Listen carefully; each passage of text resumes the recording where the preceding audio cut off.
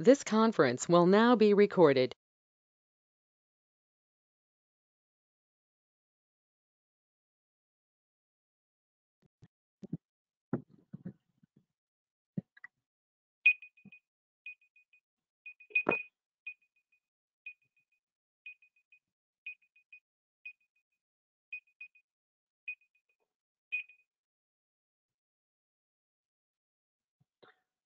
Okay. Hello, folks. Welcome back again to one of the Psitron Technologies session on AWS Machine Learning Specialty Certification demo. So I would like to welcome everyone and I would like to thank you in advance for spending your valuable time in this particular demo session. Okay, I really appreciate it. So before we getting started with this awesome 90 minutes demo session on AWS machine learning specialty, I would like to get a quick confirmation from you folks in case if my screen is visible and if my audio is clear enough for you. Can you please confirm me by saying yes in the chat window? So I really appreciate that. Thanks in advance. Please confirm in case if my audio is clear and if my screen is visible in for you, obviously. Yep. Awesome. Thank you so much for everyone for acknowledging that. I really appreciate that. Awesome. Awesome. Let's get started. So the meeting has been already recorded. So we'll get started with this awesome session on AWS machine learning specialty certification demo. So I would like to welcome again. So there are few participants who might be attending our previous workshops and webinar. You might know me already. So yeah. Let us get started without wasting much of a time. So I would like to keep this session very precise and make it more productive for everyone. I would like to know what kind of an audience that I have today. So I would like to know that. So in case if you are a working professional, let's say you can just say I'm working. So let's see how many working professionals we have. Otherwise, in case if you are a student, please confirm me saying you are a student. Let me see like how many students we have. Oh, that's good. So we have a lot of students and a lot of working professionals. That's good.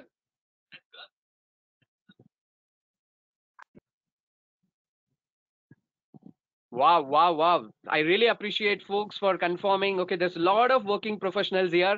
That's really good. So it's really going to be fun interacting with you folks and again all students. Okay, let's we have a lot of professors too. That's awesome. That's good. So and obviously the one last question. So before I'm getting started with this particular session, who loves machine learning? How many people you guys are already experimenting with machine learning? Tell me yes in case if you're already experimenting, building some models, are like waiting, like in case if you're a beginner in a machine learning, just see if you're a beginner. Just say if you're a beginner, just tell me I'm a beginner. So let me help you to get started with machine learning today. Okay, that's good. So we are getting a lot of beginner messages too. So keeping this in a mind, so let me get started with this particular demo session on AWS machine learning specialty. So before I'm getting started, a quick introduction about me. So what we do, right? So my name is Sharat Kumar, founder and CEO of Psitron Technologies. Okay, so what exactly we do in Psitron Technologies? Are we a training institute? No, actually we don't. We are not a training institute. So we are a product-based company in a first hand. So what we do in a product-based industry. So usually, so we are based out of Bangalore, India. Again, we're getting some noises. Sorry about that. Folks, like any new persons joining, so just make sure you mute your mic. Yes, Rajesh, I just muted the mic, so no issues. Like you will not get any more noises. It's okay. I will make sure that. So yeah, so what we do in Citron Technologies in a first hand. So we're a product-based industry. So we support companies who want to get started with, let's say ML and AI. Let's say if they want to build their model and they want to deploy their workloads on AWS, especially, right? So those kind of a stuff. And obviously we do this trainings on AWS, machine learning, IoT, lot of other stuff. Obviously all these buzzwords, right? So personally, I have done more than like 45 plus webinars and various technologies, let's say 50 plus workshops and courses, especially like it may be a scratch course on ML and AI or maybe a full-fledged certification course like this, what we are talking today. So I have trained more than 5,000 plus working professionals like you, maybe a students, to help them getting started with ML and AI, obviously. So what is this session is about? Today's session is all about AWS Machine Learning Specialty certification program. We will talk about that one, the benefits about that one, and what's really happening in the world of AI and ML, all those stuff. Okay. So let us get started without wasting much much of our time. So those are the three things. There are the three things that we will be focusing today.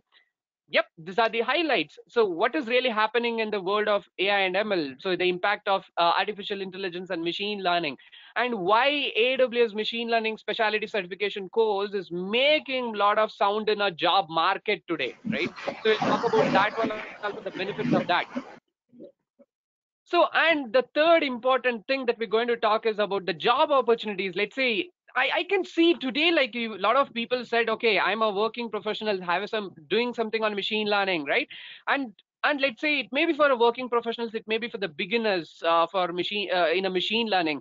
How exactly this AWS machine learning specialty certification is going to add more benefits for you in your resume, adding a more pluses to it, right? So let's talk about that one. Let's get started. So let us get started with discussing about the impact of an AI and ML, right? So let us just realize why we are here today, right? So we are here today to understand what's really happening in AI and ML, and especially in the terms of AWS and machine learning, right? So okay, so someone is saying, okay, the voice is not audible. Okay, I guess looks like it's audible. In case if I am audible for you folks, please confirm me saying yes again. So let's just make sure everyone benefited from it, right? So obviously let's make sure everyone can able to hear me. Just tell me yes in case if I'm audible. Thank you again for a lot of people's confirming. I really appreciate your patience, just opening the chat and supporting me, right? So thank you so much. Okay, so please check your microphone. The audio is clear enough. Thank you so much. Okay, so we are talking about impact of AI and ML. So why we are here today about talking about AI and ML? Because machine learning, it may be artificial intelligence, it may be deep learning, it makes a lot of sound in a technology point of view. The use cases of ML and AI exist everywhere, right? Let's say you are a person, let's say you are working in agriculture sector, or maybe let's say you are a person working in a very high tech, let's say you are in a space industry, right? So the use cases of ML and AI everywhere. So to put it in a very simplest form, wherever you have an access to data, right? So you have a use cases of ML and AI over there, right? And again, so it's a core cutting edge technology, and again there's a huge job opportunities outside, and again machine learning jobs are the really high paid jobs in a job industry, right? Let's try to understand all these aspects today in this particular webinar. So let us get started. So when we are getting started with ML and AI, so I would like to always start with use cases, obviously, right? Let's try to understand what's really happening around us. Okay, so before we talk about AWS or machine learning, all those stuff, right? So today we are in the age of ML and AI. So I don't know whether you're going to believe it, or maybe if you're going to tell, okay, so the future is somewhere around after 5 years, if you believe it. Okay, so I'm not going to tell that the future is after 5 years. I mean, machine learning and AI is going to come to the picture, going to come out of the labs after 5 years. No, I'm not going to say that. So we are in the age of ML and AI already. Just let us try to realize those few aspects right now. So today we are using applications of ML and AI. The best example would be your smartphones, obviously, which are really really smart today. Let's say it may be a face recognition application that you have in your phone. Okay, what is this face recognition application in my phone? I don't see that I have. If you're going to ask that question, let me tell you. So every latest smartphones right now, they have a front facing camera, where we call it as a selfie camera, right? So you can able to unlock your face your phone just by using a selfie camera. I mean, it can able to recognize a face, and it can able to unlock the entire phone, right? So what's really happening, there's a tiny face recognition application running over there, recognizing your face and unlocking a phone, right? That's what's happening, right? And again, so let me just try to provide one more example. Everyone heard about okay Google, right? Amazon Alexa, right? Otherwise Apple Siri. Everyone are aware about that one, right? So every day we used to interact with that, right? So let's say you might heard about this Amazon Alexa from an Amazon, right? Where they keep on advertising in the devices. Basically, it's called a deep learning technology, which can able to which can able to understand your voice, and it can able to give a relevant response for you, right? So I can able to ask Alexa to about some questions. Let's say I want to know what's my meeting today, what's my events are today in my calendar, right? Even I can tell my Alexa to add some products in my cart, right? So a lot of things. Similarly, you can able to interact with Google, like you can able to make a call, you can sing, you can ask it to tell some funny jokes, right? Lot of things, right? So happening. So like if we go in deep in this, it may be the use cases related to NLP, what people used to call like natural language processing, like sentiment analysis, maybe a text classification use cases, chatbots, which I really love most. Like chatbots are everywhere, right? So like let's say if you go to Facebook, there is a chatbot. There is a If you go to Amazon customer support, there is a chatbot. Let's say you go to Flipkart customer support, there is a chatbot. And again, there is a email marketing campaign, or maybe something like a Facebook campaign, it's on the way, or maybe a Facebook messenger ads, what people used to call, there is a chatbot is interacting with you. I mean, so digital market is full of chatbots, which is ruling the world to capture the leads and to make a sales, obviously. And again, if you go to a customer sales support, and if you believe there is someone human being sitting in front of you chatting with you, no, it's not going to happen. There is a chatbot sitting in front of you and chatting with you, obviously. That's what's going to happen, right? So it may be a sentiment analysis. Obviously, let's talk about an Amazon, right? So we are a fans of Amazon. I mean, so yeah, obviously, like uh, I mean, so let's say like almost like 70 to 80% of the people who are attending a webinar, they might buying some products on Amazon. Obviously, we are a customers of Amazon. So let's say, for example, you're buying an electronics product from an Amazon, and you really love the product, what exactly the features that particular product provides, right? And what you do, like you excited, and you will be able to provide a positive feedback, right? A positive review in that Amazon platform, right? So where that particular review can be benefited for that particular vendor who is selling the product on Amazon, right? So like lot of, just imagine a millions of people who buy products from an Amazon, right? So everyone reviews the product, right? So let's say every product that you buy in Amazon may not be good. Like obviously there are bad vendors, they might ship you a bad product, right? What happens? Obviously we'll get anger and we give a negative feedback on that product, right? So what do you think like Amazon is really doing with such a huge pile of data, right? So it's a huge pile of data what is available over there. So what do you think Amazon is doing? So Amazon is taking all this data, they are trying to implement a machine learning solutions over there, basically to analyze the sentiment of a customer, whether the particular customer is buying that product, whether he is really happy with that product or not, right? So Amazon is using this data basically to improvise their platform and to bring the quality, or the quality vendors into their platform. That's what's really happening. So I can able to keep on mentioning a lot of use cases like this. It may be a use cases in a medical sector, especially in health tech. A lot of innovations is happening, maybe analyzing a diseases, analyzing different kinds of cancers, right?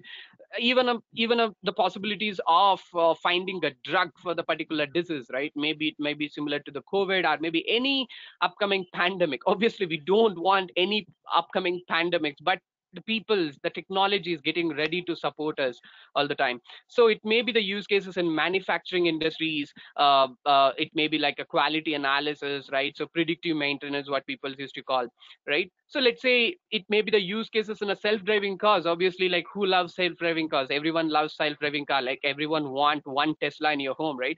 So you know that you can able to like drive to your office every day just by sleeping in your car, right? So without just you driving anything, right? It's literally happening in a today's world right now. It may be robotic manipulation use cases, anything related to computer vision. Let's say anything that you want to do with images and videos, right? Again, a customer behavior tracking, and whether customer is really feeling happy, right, or not.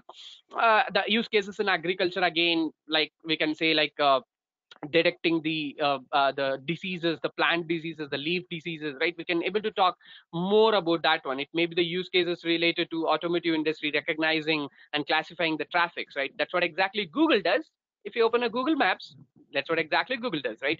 So Google can able to support you and provide you a quick way to reach your office, a quick way to reach your home, right, without you being part of such a huge traffic over there, right? So where are we today? So because everyone right now here, the working professionals who are joining, maybe as students, you are coming from a various different sector. You might be supporting a customer who is in a bank, you might be supporting a customer who is in a manufacturing, e-commerce, right? You might be in education industry. So the use cases of ML and AI everywhere. There's a equal opportunity for everyone. That's the beauty of ML and AI.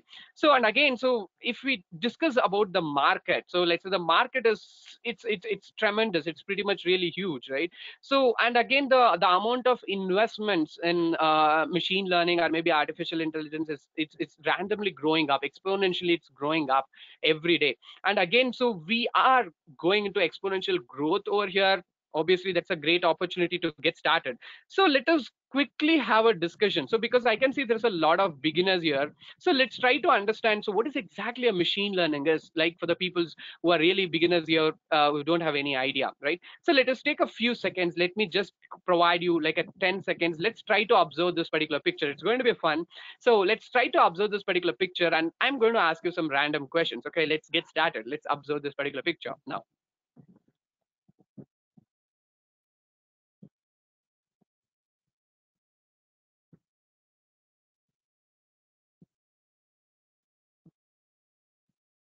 Okay, here we go. Yep. So what do you think this picture is about? Okay, so what do you think this picture is about? What do you see in this particular picture, right? So maybe you can simply throw in the chat window, like, yeah. So obviously, like we have Deepak Kumar Patel just said it's a park. Obviously, yep, I agree. So it's a park. So Niranjan said it's a people's in a park, tracking people's, dogs, right? It's a lot of things. So I can see, yes, even I can able to see there is a dog in this picture. There's a man and there's a woman, and I can see a lot of trees here, and I can see a lot of grasses and a path where I can walk, right? So yeah, and even I can able to differentiate between a different breeds of dogs over here. I can able to differentiate a men and a woman over here, right?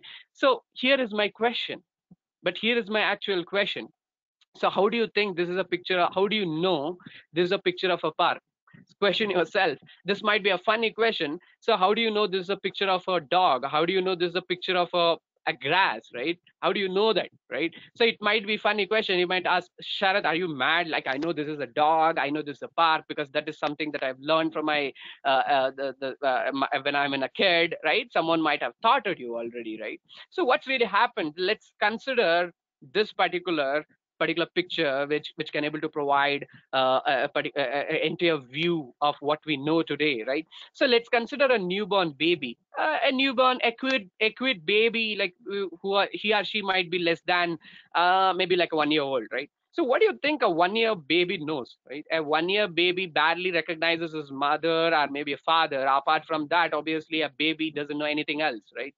So obviously a baby is born with an empty brain, but there's no data to be fed, right? So but what happens when the baby grows? Obviously now the particular person start learning how to walk, how to recognize the peoples, how to recognize the faces, right? And maybe he will start learning a bit of different languages, learn to talk, right? So let's say when the person goes to a primary school, then we will start learning a mathematics, physics, biology, blah blah blah, obviously, right? So then we go for high school, blah blah blah, obviously then you become a senior citizen, and then obviously then finally you retired, then finally we die, right? That's not the topic for today, but right, so we're not talking about the expiration, but what we are here today to discuss, like, just think about the knowledge that we gain, right? So we gain a knowledge, we feed a data for ourselves in a many different forms, right? So we feed a data for ourselves visually, via audio, via sense, right, in a different forms, right? So we have a lot of inputs, right, that we feed, right? So we learn a data from your, I mean, you learn from your parents, you learn from your schools, you learn from your teachers, professors, and we learn from an environment, right? So what's really happening? So let's say that the knowledge exponentially grows up over here, right? So that's what exactly really machine learning is all about. Let's say once you learn the data, so let's say once you have a relevant experience in your throughout your journey, right? Say let's say you can able to take your own decisions, right? So you believe machine learning and artificial intelligence is the future. That's why you are here. So you can able to make a decision, right? You can able to make a decision. You can also make a predictions too, right? What might happen today? Let's say if I go in a high speed in my two-wheeler or maybe in a four-wheeler, you know what happens, right? So you can able to predict, right? So that's what exactly a machine learning is all about in a layman terms. So the data that we consume, the same things that we have learned, it's exactly the same idea that we are trying to teach this to this particular dumb machines, right? So we learn the data, we can able to recognize it, right? So we can recognize what's going to happen in the future, we can able to make some predictions, right? We are trying to teach the same exact things to this dumb machine. So let's try to understand with a one particular use case, then it will give some more idea, right? Let's say we'll take a CSV file, right? Excel sheet, whatever it is. Let's say we take a CSV file, right? Let's say in this particular data, let's say I have 30,000 data points. I mean, I have 30,000 rows in that particular document. It's a tabular data. Let's say I have a 3 years of data. So I put out my hard work. Let's say I collected almost a 3 years of data. So what is this data is about? It can be any different, any data. So let's consider one use case here in the part of ML and AI. So then we can able to proceed further. Let's say I have collected all the electricity consumption data from your home. It may be office, it may be any corporate. Let's say let's consider our home. Let's say I collected how much electricity that I consume throughout this 3 years, right? How much my washing machine, what a geyser, maybe air conditioning unit, blah blah blah. I collected all this data along with the bills, all the stuff, right? So what the idea is very simple. I want to teach this data to this machine. So once this machine has learned all this data, then I'm going to ask this machine to make some predictions, basically a forecasting. So in next 6 months, what will be my electricity bill pattern? How much electricity that bills that I'm going to make a payment, right, to the government? Let's say what's going to happen in the first month, what's going to happen in the third month, what's going to happen in a fourth month, right? So this is what exactly machine learning is. We have a data, we teach the data to a machine, then the machine can able to make a predictions accordingly. So it can be any kind of a data. It may be just a tabular data we are talking about, or let's say we want to work on a computer vision. Let's say I have a pictures, right? Let's say I have a picture of a cat, I have a picture of a dog, right? Let's say I want to teach all the different varieties of pets that we have in our home. So then I'm going to ask my machine to predict, okay, let's say I have a camera. So in front of a camera, I have a particular animal standing. Let's say it's a cat or a dog, something like. Then I'm going to ask my machine. So what do you see in front of your camera? Is that a cat? Is that a dog? Right? So then your machine can able to make a predictions accordingly, right? It's similar to what's happening in your face recognition application, right? So this is all about a machine learning. But do you want a technical definition today? Okay, here is what. So machine learning is a study of an algorithm and a mathematical model that computer system uses progressively improve their performance. So it can able to make a predictions, right? Otherwise, let me put it in this way. So machine learning is all about teaching a complex mathematical models to your machine. So once it understands all those complex mathematical models, it can able to make a futuristic predictions, right? That's what exactly the beauty of ML and AI. So today we are talking about a machine learning. So machine learning is, so I just explained in a layman terms what is exactly machine learning. Is this all about, I mean, is this simple like this? Okay, is there anything else hidden behind? Obviously, there are a lot of things, not just this, right? So we this is the typical workflow. Okay, this is the typical workflow end to end, what's really happening in terms of machine learning, artificial intelligence. So I want you to just focus on this particular template. If it is possible, just keep this in a mind. Okay, this is what really happening in an end to end. In case if you're working professional, in case if you're a beginner, right? So tomorrow you might be working for a corporate. So every corporate run the system like this is the engine, this is how it works. Okay, so where do we start? Obviously the idea is to take a data, teach the data to a machine, then we can ask them to make it to a futuristic prediction to that machine what's going to happen tomorrow, right, day after tomorrow, right? So the goal is, first thing, we need to have a data, right? So we get a data in a very different form. So we can download a sample data to get started from internet, a real-time data. Maybe a data comes from your company, let's say your business. You might have a business data that you have for your particular client already, right? So a data might come from a different forms, right? So a data can be a picture, right? Just a picture, JPEG, PNG, whatever it is. Or it can be like a tabular data, like a CSV file, right? It may be a JSON, a document also, right? It can be a JSON document. It can be a bad text file even, right? So what do we do? So once we have a data, we cannot just teach that data to that machine. It won't happen. It won't work like that.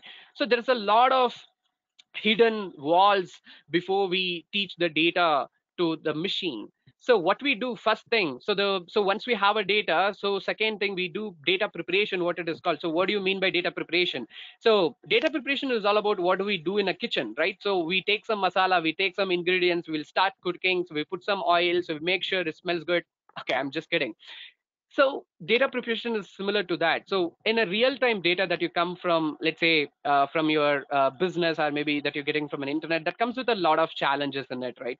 So let's say a data might be not complete data. So I mean, there is some problems like missing values. Let's say, for example, okay, once after completing this webinar, let's say I will be sharing a feedback form for you guys. Let's say I am asking some few questions over there, so I want you to fill up that. Okay, so but the reality is, let's say if 200 people is going to fill up the form, not everyone is going to answer all the questions over there that I'm going to ask in my form. See, my idea is very simple. I'm going to take this feedback form that you have filled, and I'm going to train a machine learning model, so just to see how many people are really happy after attending this particular webinar, right? That's a goal. But the problem is not every participant going to fill the form, but that's going to be a problem for my machine. So I cannot teach an empty data to my machine. I cannot just show a null data to my machine. It won't work. So there are similar problems like this. There's a lot of garbages, what we call it as an outliers in your data. So we need to overcome all these problems in order to teach a data to your machine. So that's why we do data preparation. So once the data preparation is ready, we remove all the garbages from it. So then we do use some kind of an IDEs like Jupyter notebooks. It's similar to a web. It's a web-based IDE. Let's consider IDE is just a place where you can simply write your code, right? So let's say we consider a VS code at the end of the day, right? So this is where we put up our code. We write a code in many different languages. It may be Python, it may be R, it may be JavaScript, right? Anything it can be possible that is supported for your machine learning. Let's say once we have our code ready, now it's time to train your machine learning model, obviously. So we pick up some algorithms, then we start feeding a data. So now your machine will start learning all the features from your data. So it understands the patterns in your data. So now once your machine learns the data, it outputs a product called model. It outputs a product called model. So this machine learning model is your product where you can able to host it at the end of the day. So what do you mean by hosting? Let's say once you have a model ready, so then we do something called a deployment. What is deployment? So a deployment is similar to what we call it as a hosting, right? For example, you might have a website, you want to host a website. Why do you want to host a website? So your users can come and visit the website, they can consume a data from it, right? So it's similar to that. So once we can able to host a model, so a model can be interacted with your users, right? You want to build a web application, an Android application where your users can able to interact with that, right? And you want to set up a complete pipeline, what we call it as a CI/CD, right? So all those buzzwords. So you want to implement that. So all these things are involved. So because once you can able to involve this, so you have an end-to-end product ready. So again, you can collect the data from your customers, and again you can retrain your machine learning model and again, right? So let's say here your customers comes, they input a lot of data, right? And this data can be collected back again, this can be retrained it again, it can be redeployed. So it's a complete cycle, it goes on, right? So this is a typical workflow of any machine learning model. And I can say there's a lot of machine learning engineers today who know like how to build a model, obviously how to build a model, but so most of them has lags the information. So how to deploy this model in AWS, how to build the type pipeline efficiently, maybe AWS or maybe any different kinds of a cloud platform.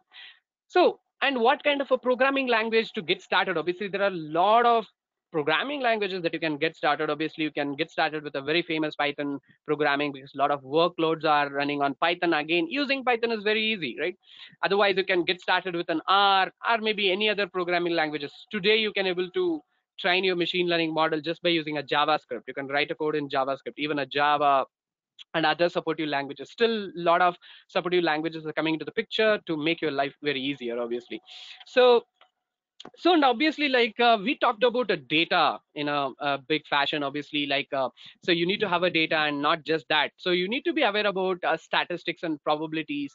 The basics of machine learning, which helps you to understand your data in a very much. So whether your data is in a proper shape, whether it has any outliers in it, how to remove the outliers, how to identify the outliers, those kind of concepts. And then comes data engineering. So you need to use a lot of data engineering tools. Let's say when it comes to a cloud platforms like AWS, Azure, or maybe Google, they have a different varieties of data engineering tools that you can able to use to optimize your data. So it may be not a cloud. You can able to use your Python libraries as part of a data engineering to optimize your data. So there's a lot to learn in terms of data engineering if you want to become an expert in machine learning. And again, so data visualization is very important, because why are we talking about visualizations here? So because human beings, so we are a visual thinkers. Obviously we are the good, so we are actually good at visualizing a things than just checking the numbers. I mean, like just say scrolling the entire CSV file and observing every rows what's happening, right? So a simple visualization can able to provide a more insight on your data than just you scrolling down each and every data points, right? And you should be really aware about what kind of a visualization tool that you need to use for what kind of a use case, right? Let's say you want to understand how the data is distributed, we use something called histograms. And you want to find a garbage and outliers in your data, so we can able to use a box and whisker plots, right? There's some multiple options. Like let's say you want to analyze a time series data, go with a line graph. So the more things to know, right, as part of data visualizations. And obviously, like when it comes to machine learning, artificial intelligence, right, so people used to talk about something called deep learning, right? So what is this deep learning is all about? So so what is this deep learning? So when the concept comes at deep learning, you might see this random pictures in the internet which looks a circles like this, right? So what is this deep learning? Is that something we go deep, like let's say 1,000 feet deep and we learn? It's not like that. So the concept is very simple. Again, deep learning is a concept where it is inspired from human biology.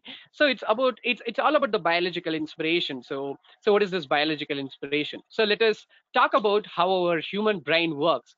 So don't worry, I'm not going to take a biology class right now. Don't worry. So because I'm not a biology teacher anyway.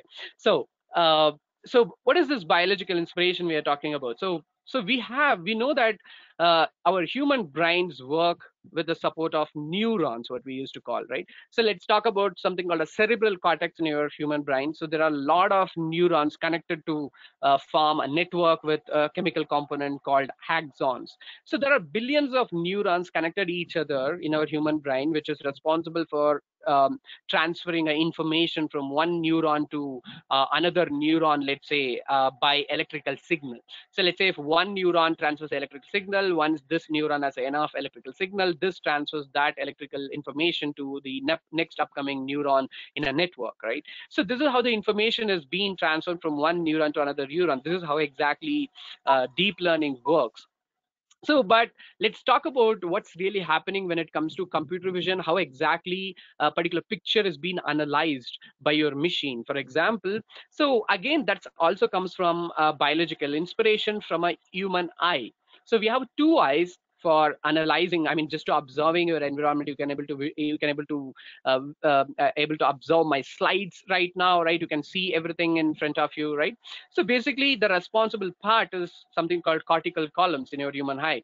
So cortical columns, as the name represents, those there are a lot of mini columns. In each and every mini column, you can see like around 100 neurons. There are like more than, let's say, 10 million mini columns, similar to this kind of forming a network.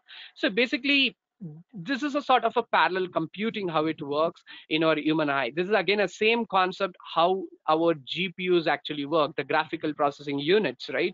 So again, this is how the neurons work when it comes to cortical columns. So this is actually our artificial neural networks looks, so deep neural networks otherwise, right? So basically the idea is very simple. So we input our data over here and we receive our output over here, as simple as that. So what's really happening? What is our input? So let's say, for example, we're talking about electricity forecasting, electricity bill forecasting. Let's say, what are the features? We call it as a features which are responsible for making, which is going to take a more action when it comes to the output. Let's say I'm going to pass my input. Let's say it may be a voltage, it may be the current of a particular electronic appliances, for example, right? So then here I might get a output as a forecasting data, for example. And we might have, so like the each and every data point, so what we're going to pass into this particular neurons, basically it's called as a weights. Basically it's a numbers, okay? So, and we call something called a hidden layers, which is responsible for understanding so the different nooks of your data basically, right? So this is how the deep learning looks. And finally we have an output layer. For example, here I mentioned it as a softmax. So softmax is a kind of a output layer that we use. Basically it produces an output as of probabilities, right? There's a more learn things to learn obviously over here, right? So, and let's try to answer a few confusions that you might have, right? We talk about artificial intelligence, we talk about machine learning, and obviously we talk about deep learning. So, all these things are different, right? So, artificial intelligence, machine learning, and deep learning. So, are these concepts are really different? Not exactly. So, we talk about artificial intelligence. So, what do you think artificial intelligence is all about?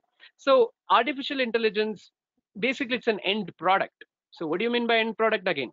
So you have Amazon Alexa. Let's say you have Google Home, right? Otherwise you interact with Apple Siri.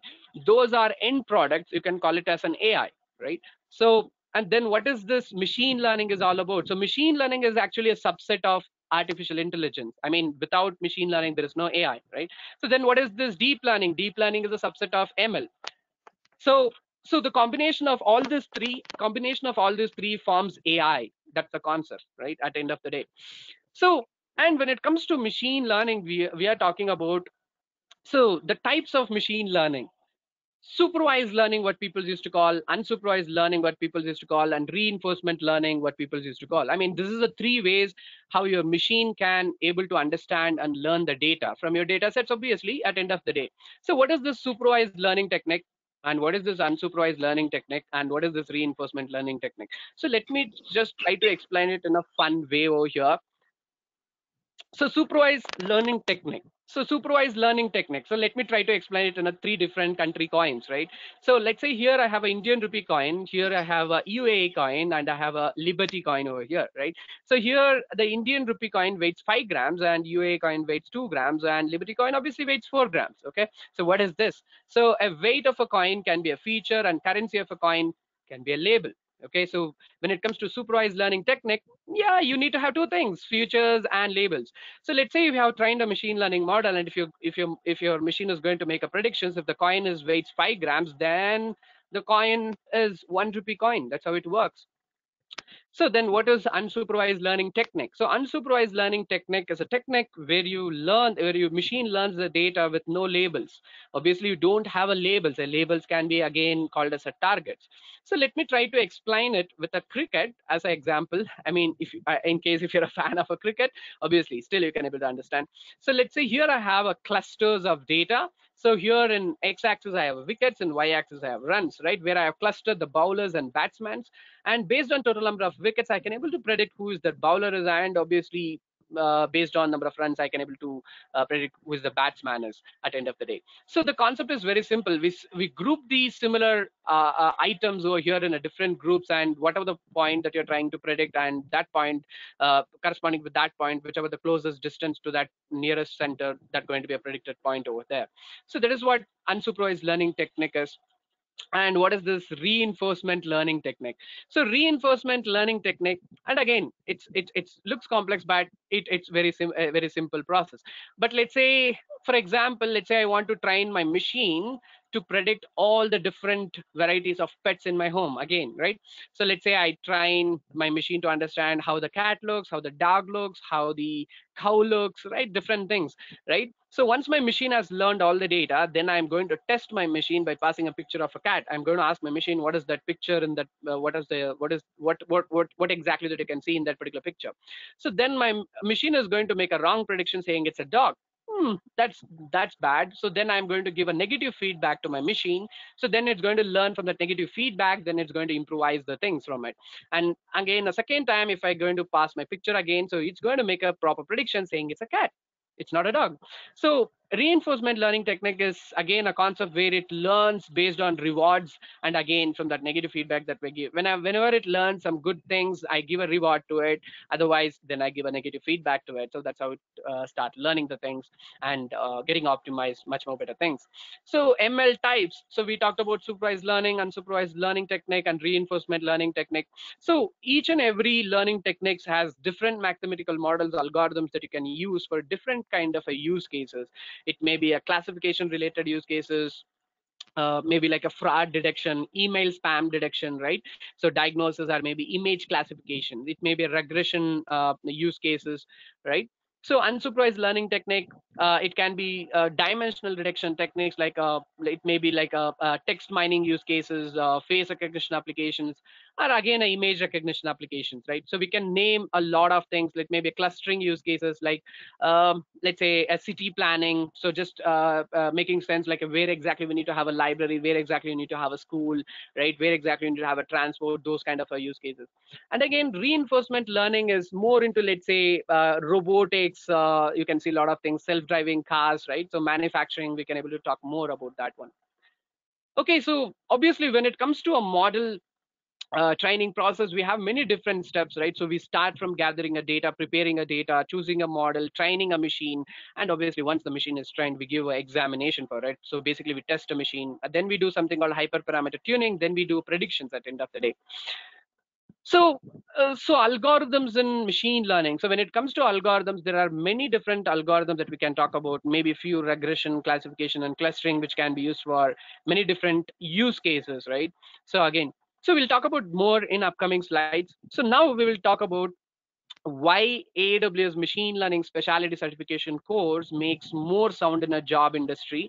And again, what exactly this involves is just a machine learning that we are talking about. Is that, are we talking about also data engineering? Are we also talking about data analysis, right? What exactly is this about, and why it is making a lot of sound in a job market? So when it comes to AWS, there's a lot of different clouds in the world. Obviously, it may be AWS, Azure, a Google Cloud Platform, Alibaba, blah blah blah, other things, right? So this is the actual data that we got from Statistica. You can just once Google search away, you can able to get this data. So you can see almost 33% of a cloud industry is occupied by just by Amazon. So you can see that's a huge, massive cloud industry, right? So that means the more companies using AWS, that means the more opportunities for you, right? So Amazon leads almost like $180 billion in a cloud industry. Just think about the companies who are using it, right? And here comes the slide where I never satisfied, because there's a lot of companies logos that I can still add, but I couldn't because the constraint of space over here. So I'm talking about like there are more than 1.5 million companies just use AWS for machine learning itself. 1.5 million companies use AWS for machine learning. Just imagine such opportunities that is available for you. You name the company. It may be HubSpot, it may be Slack, for example, it may be Accenture, maybe anything, so that we can name it. So here is the slide which gives more overview what exactly AWS is all about in terms of ML and AI. So this is the complete ML stack. Obviously, I didn't update the much new stuff. Yep. So here I have most of the things. So I can able to separate this into three things here: AI services, ML services, and ML frameworks and infrastructures. So AI services, I told you what is AI again. So AI is a end product, right? So that you can simply use it and gain the benefits from it, right? So AI services, Amazon has got like huge number of AI services, can support multiple different use cases. So vision. So as part of a vision, we have something called Amazon Recognition. I'm going to provide you a live demo for this particular service. So here is the reminder for you guys. Stay till end of this webinar in case if you want to enjoy this demo, and you can also download the free ebooks once after completing this particular webinar. So I can able to share you the links in a chat window. Just don't exit the webinar, you might not join back. I mean, so the event might be locked. So make sure you stick till end of this webinar. It's going to be more fun. Okay, so let's get started. So we are talking about Amazon Recognition, which is into computer vision. Let's say anything that you want to build as part of a computer vision. Let's say you want to build a face recognition application, and maybe like you want to do object detection, right? Face analysis, anything that you imagine, even a real-time video analysis too.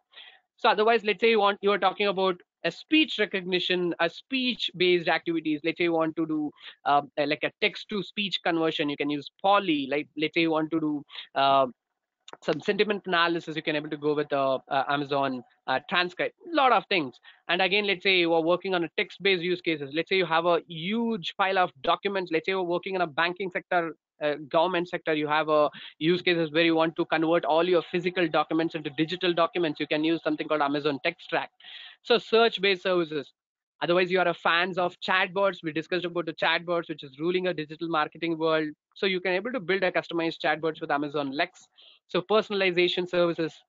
And aren't we talked about the forecasting electricity bills? Yes, you can use Amazon Forecast without writing any line of a code. You can able to use Amazon Forecast to forecast your electricity bills and to get the benefits today. So then we are talking about a fraud detection use case. You working in the bank, like you have a use cases related to online transaction frauds, credit card frauds. You can use fraud detector. Development related use cases, in case if you're a developer, are customer support use cases, right?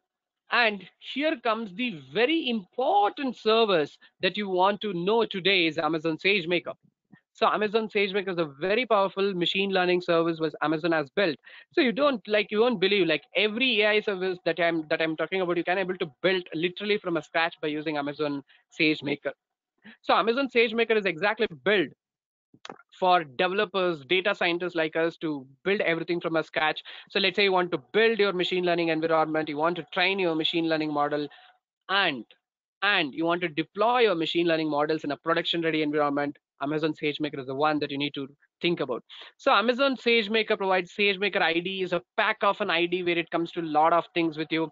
Let's say built-in algorithms. We'll talk about that one. So built-in algorithms is all about Amazon provides own proprietary algorithms that you can use. There are more than 16 plus algorithms dedicated for many different use cases. So notebooks, experiments, or you want to train a model and you want to tune a model and you want to do debugging of that. And you can add autopilot to it, which can able to save a lot of time in your initial training process. And model hosting, this is which the important part, like where you can host a model in a production ready environment. Not only that, you can also monitor a model over there, right? And let's talk about ML frameworks and infrastructures. Obviously, when it comes to ML frameworks, we would be very much happy to use open source frameworks like TensorFlow, which is world famous algorithm. We know that, right? So otherwise, let's say you want to bring in MXNet, you want to work on PyTorch, Gluon CV, scikit-learning, or Keras, right? You can able to use all these different kind of an algorithms in this Amazon SageMaker in AWS. So Amazon provides a predefined, I mean, the pre-configured deep learning Linux environments, like different servers, what we call it as Amazon AMIs, basically, and container services ready for you to use. Amazon got all high-end CPUs and GPUs for you to train any kind of a machine learning model. Computer vision, right? You might need a compute intensive servers, right? Memory intensive models, intensive servers. You can use AWS GPUs as CPUs. Elastic inferences are maybe Infinity and FPGA. So AWS got literally everything to scale your use cases in AWS. And as part of this particular certification program, not only the AWS ML stuff that I'm talking about, so we will be also talking about and doing lot of hands-on on data engineering in AWS. So data engineering, right? So data engineering is not just a concept that you can use your Python libraries to do that. So the much more optimizations, the much more data pipelines that you can able to build to bring you in your business data insight. So it may be S3 for a data store. It may be Amazon Glue for your ETL services. For, let's say, your input data is, your customer data is coming as a JSON format, but let's say your machine learning model is required a CSV format. You want to do some transformations on your data, isn't it, right? So you can able to use a Glue. Or maybe let's say you're working on a streaming applications. Let's say you have a huge data that is streaming right from your business, so you can able to use Kinesis, Athena, right? So we can talk about different kind of databases that you can use, SQL and NoSQL services like serverless platforms or containers in AWS, or maybe like a data analysis tools that we're going to talk and going to do a lot of hands on. It may be like a QuickSight, which is a complete visualization platform. Without you writing any line of code, you can visualize any business data that you have. So Hadoop systems on AWS by using EMR, what we used to call Elastic Map Reduce in AWS. You can able to use EMR services within a Hadoop or maybe like a Apache Spark on top of it, right? So it may be like management and government services, especially for model monitoring that we are talking about. So it may be using Cloud Trail or maybe CloudWatch, or maybe and talking about IoT services. Obviously, we need to talk about IoT Greengrass. We are in an age of edge computing too, right? So where we don't want to just deploy a model on a cloud, but we want to deploy our models on, let's say, on our edge devices too, right? So it may be a security compliances IAM that we're going to talk about, right? So let's talk about quickly the challenges in ML and AI. Let's say when you are trying to build a model, what are the challenges that used to face? Obviously, there are a lot of challenges. Let's say starting from picking up your right algorithm for your use case, labeling your data, right? Otherwise, training a model, for example, or maybe collecting and preparing your data, or maybe having your own feature store for your particular model, right? So, or let's say deploying your model in a production. This is where we face a lot of problem. Obviously, maintaining such a pipeline, right? And monitoring your model continuously, identifying the drifts, right, and maintaining that complete CI/CD pipeline, right? It's a real time problem today, right now, for any data scientist or any machine learning engineer today, right? So we are talking about SageMaker for that exact use case to fix this complete problem. As we discussed about Amazon SageMaker already, which is entirely built for a data scientists, developers like us, where we can able to build, train, and deploy and maintain your machine learning models in a production-ready environment. So Amazon SageMaker can able to support you in multiple aspects. I'm talking about a SageMaker ID is integrated with everything that you need for labeling your data and having a full scalable feature store, and for deploying your machine learning models in a production ready environment, and having the complete setup of CI/CD pipeline is made easier today. So that's the beauty of Amazon SageMaker. That's why people love using SageMaker for their machine learning models. So this is how the SageMaker console looks, but I would like to provide a live demo before we getting started. I will just show you how the SageMaker console looks. And do you remember that we discussed about that complete typical workflow of the entire machine learning model training cycle?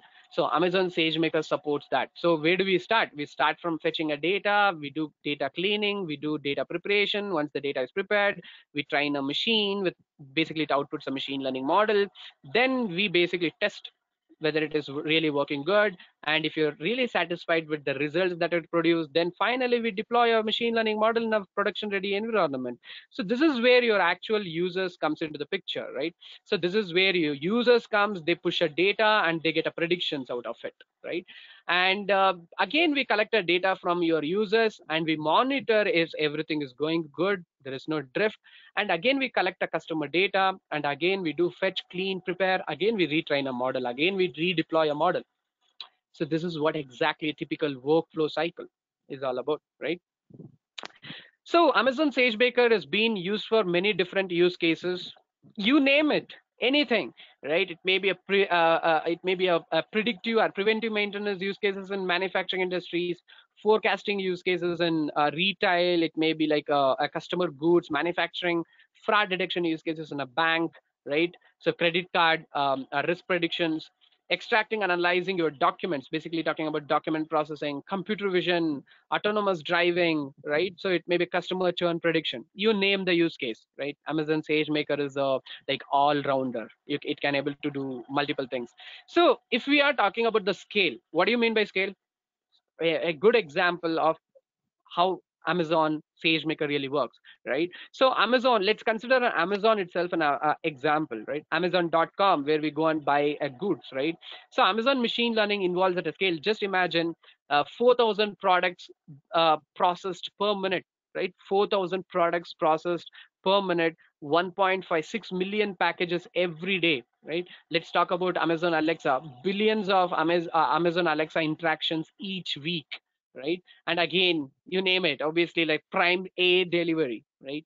So machine learning is in a scale as of right now which is shaping a lot of companies, lot of customers. You don't believe, okay, so don't think like machine learning is the future. Machine learning is already out of a labs, and it's shaping the customers, already shaping the world already, right? So we are talking about Amazon SageMaker built-in algorithms previously. So algorithms as part of we are talking about which supports multiple different use cases. There are 16 plus algorithms what Amazon SageMaker supports, which is meant for different use cases, obviously. So we're going to discuss about all these different varieties of built-in algorithms in this particular course. And not only that, obviously we're going to talk about ML frameworks too, right? So it may be any kind of ML frameworks. It may be TensorFlow, Apache MaxNet, or maybe Keras, PyTorch. So we're going to discuss, and we do a lot of hands-on on top of it. And again, here is a quick slide which represents the world famous algorithms. Obviously, TensorFlow stands in a first stand. That means a lot of customers use TensorFlow, and using TensorFlow is again easier. Then comes Keras, all the stuff, right? So again, picking up an algorithm or a framework, it depends on your use case and it depends on your customer, obviously, right? And so we understood what's exactly machine learning and what's exactly the goal of machine learning in AWS plays, right? And how exactly the job market looks when it comes to ML and AI. So job markets in AWS machine learning, right? So here is the machine learning job vacancy trend. So I mean, I'm talking about, so the trend you can able to see it's actually started picking up in 2009, and the trend, it's growing exponentially up, not like our previous days. It's really literally going up each and every day. There's a each and every day next to your street. Let's say if you're obviously if you are in urban, let's say next to your street, there is a huge pile of job opportunities waiting for you today, right? So and again, so it may be any kind of a city that you're talking about. Maybe you're based out of India, Mumbai, Bangalore, or maybe you're from you are from a United Kingdom. So the job opportunities are everywhere because the one good reason is, so the use cases of ML and AI exist everywhere. Let's say we are working for a space industry, bank, e-commerce. There's a different kinds of use cases which can able to serve different kind of customers over there, right? So you name it. So right now there's 1,000+ jobs waiting for you near to you in a near city. So it may be you are in India. In case you're from United States, you name the country, right?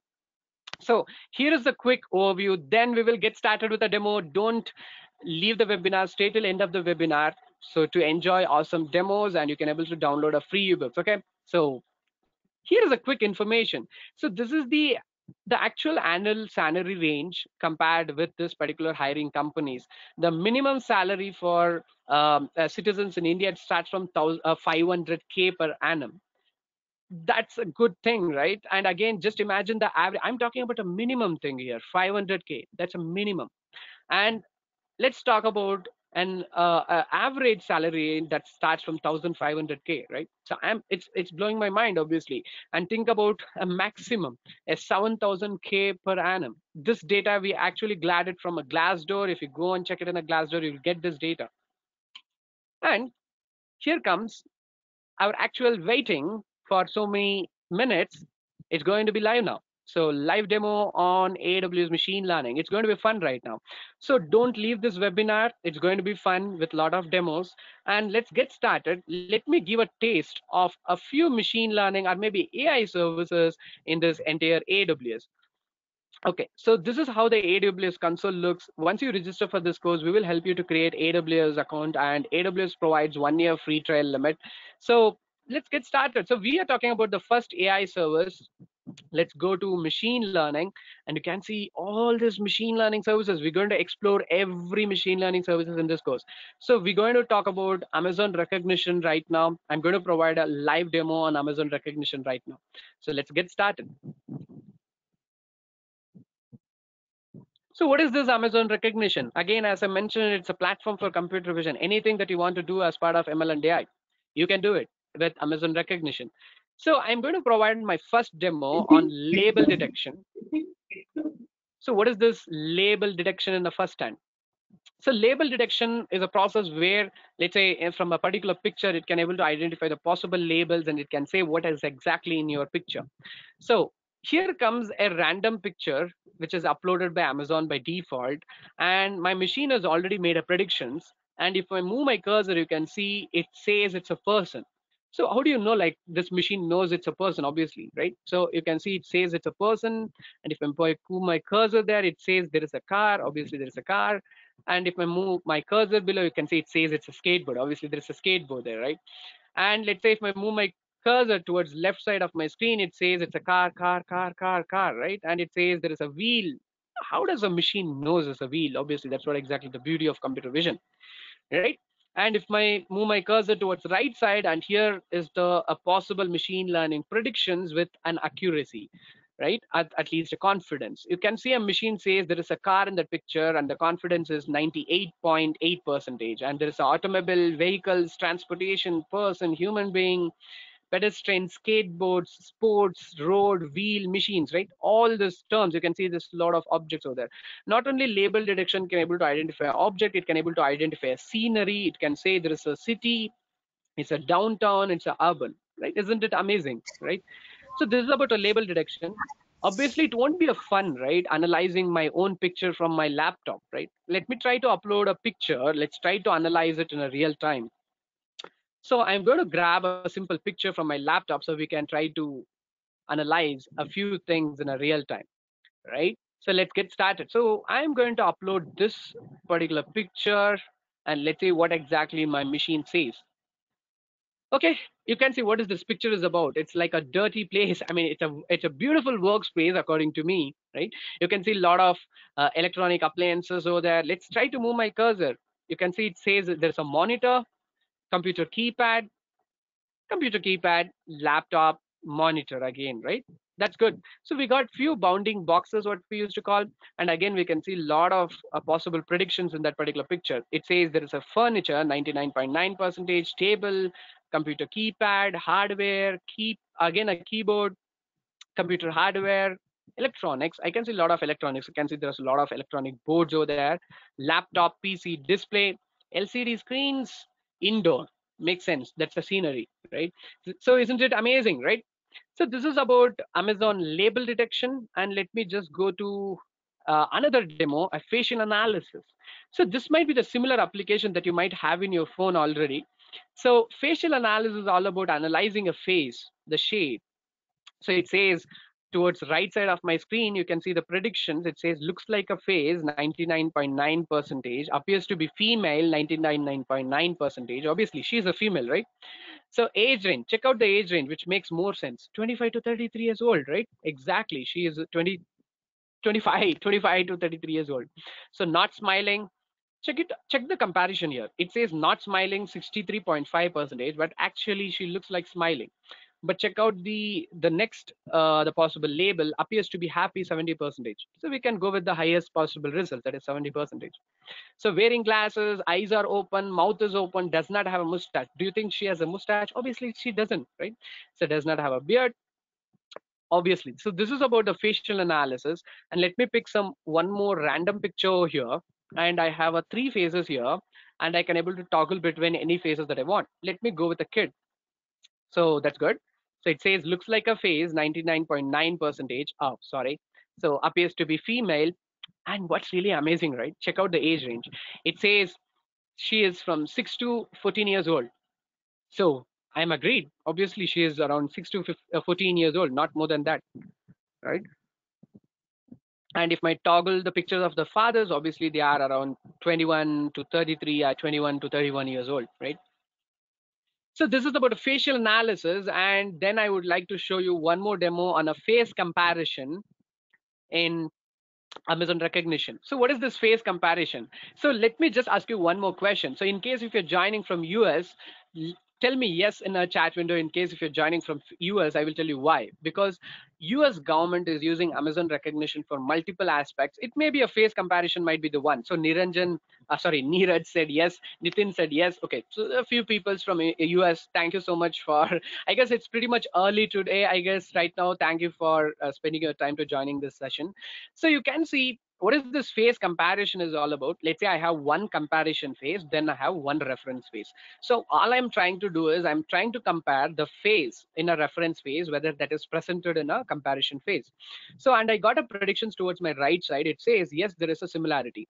The phase in a reference phase presented in a comparison phase. And it is also cropped that exact picture and it says where exactly we have, right? And it also said the unmatching phases too, right? So that's really amazing because this looks like a Hollywood movie, isn't it? Right. So let's say when it comes to action movies, when a terrorist is roaming in a city in a different phase, FBI is to use a phase comparison technology basically to find a terrorist who is in a different phase, right? In a different shape, right? Yeah, it's similar to that. So I can able to toggle a multiple pictures over here in my samples, but still it can able to recognize a matching face, right? So this is about Amazon recognition, but I would like to show more demo if you can able to stay still. Obviously, this webinar is going to end in next 20 minutes, but still stay till end of this webinar. Still, if you want to explore more demos and you want to interact with me, obviously. So then I would like to give you one more demo on a chat bot. Obviously, who loves a chatbot? Everyone loves a chatbot, right? So I would like to show you a real demo on Amazon Lex chatbot that I have built. It will be really amazing to interact with that. So let me just quickly share my screen. Here we go. Here we go. Here we go. I am really excited. I am really excited to show you, first of all. So, okay. So we are talking about a chatbots, right? Not chat application, folks. It's not a messenger. It's a chatbot where AI talks to you, right? So when it comes to a chatbot, you need to really understand when you're trying to build a chatbot. Obviously, you need to understand the customer. You need to do some groundwork, right? How exactly a person interacts with you, right? So let's say I have built a chatbot for a flower shop. Okay, so let me try to provide a quick demo on that. So what do you think a flower shop chatbot would be looks like, right? So what does a customer would ask when a person goes to a shopkeeper saying that, okay, I might ask, okay, I would like to order some flowers. Then a shopkeeper might reply back saying, what kind of flowers do you want? Maybe I might reply, okay, I would like to have some roses, maybe some other kind of flowers, right? So then shopkeeper might ask, okay, when you want the flowers, when you want to pick up, that's the workflow, right? So I would like to show a quick demo. So Amazon Lex is actually derived from Amazon Alexa. So I can able to interact with both text and an audio. So I would like to start my demo by interacting with audio. It's going to be fun. I would like to order some flowers. What type of flowers would maximum volume? Okay, sorry, I got interrupted here. I would like to order some flowers. What type of flowers would you like to order? See this? Isn't it amazing? So this is what exactly Amazon Lex can do. It can able to interact with voice and audio. So I mean, yeah, text and audio, sorry. So now let me try to interact with that. Let me say I want roses. So now you can't receive an audio because you are interacting with the text. So what day you want this roses to be picked up? Tomorrow. What day do you want the roses to be picked up? Okay, so sometimes it couldn't recognize it. That's okay. Let me just type 2022 iPhone 05 iPhone 016, obviously tomorrow. So again, so what, pick up the roses at what time? So let me just say 10 a.m. So your roses would be ready to pick up at 10 a.m. at this particular date. It would cost $25. Does it sounds okay? Okay. Thanks. Your order for roses has been placed and will be ready for pickup by 10 o'clock on May 16th, 2022. Awesome, right? This is what exactly Amazon Lex can able to do, right? So there are more demos in few more minutes. Before that, I would like to show you a few more things about our course. Obviously, then we will get started. So let me just quickly pop up to that particular slide, so then we can able to get started. So when is this course is going to be get started? So when exactly we can able to get started to register, right? So as we are talking about AWS Machine Learning Specialty Certification course, this AWS Machine Learning Specialty Certification course is scheduled. It's already scheduled for June and July. I mean, so we have very less time to get started.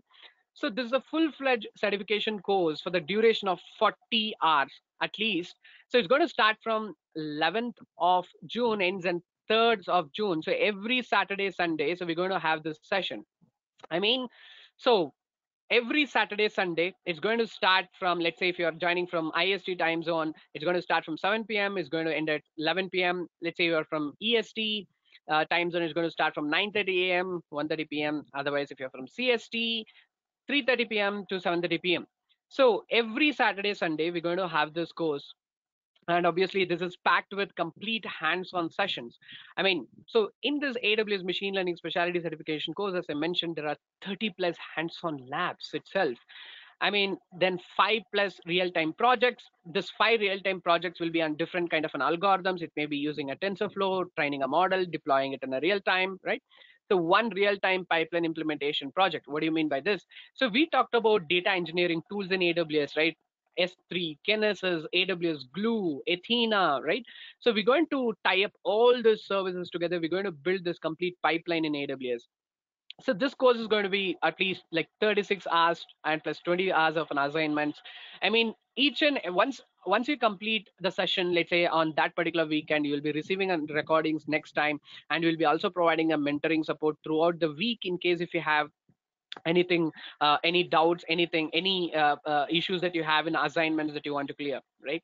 It's completely packed with hands-on, hands-on, hands-on. So when is this course is going to get started? What is the price structure for this? Obviously, so when it comes to cloud platforms like AWS, Google Cloud, or maybe like Azure, right? Every cloud platform has their own certification program. So it may, when it comes to AWS has different varieties of certification program for different professionals. Let's say if you are AWS Solution Architect certification, AWS DevOps certification, and especially for the people who want to become a specialist in machine learning, here we have AWS Machine Learning Specialty Certification course, right? So someone asked what is a prerequisites. I'm going to come for that one. So then let me just give a structure of a pricing that we have. So here is the price structure for our particular course. So for the reason we kept it very affordable, I will just let me quickly justify why it is affordable in a first hand. So it's going to just start with 14,999. Let's say if you're an individual person. So, and you're going to get an access to complete recordings, a complete mentoring through our community support, access to webinars, hands-on guides, okay, and access to free ebooks, obviously. And let's say if you are a group, let's say you would like to book this particular course as a group, obviously you'll get a 10% discount. So in case if you're registering along with your friend or maybe your colleague, whoever it is, right? And let's say you're joining from, you are an international participant joining from US, some other countries, your pricing structure is going to be again $205. That's it. So again, you'll get the same benefits, access to recordings, community support guidance, access to webinars and hands-on guides too.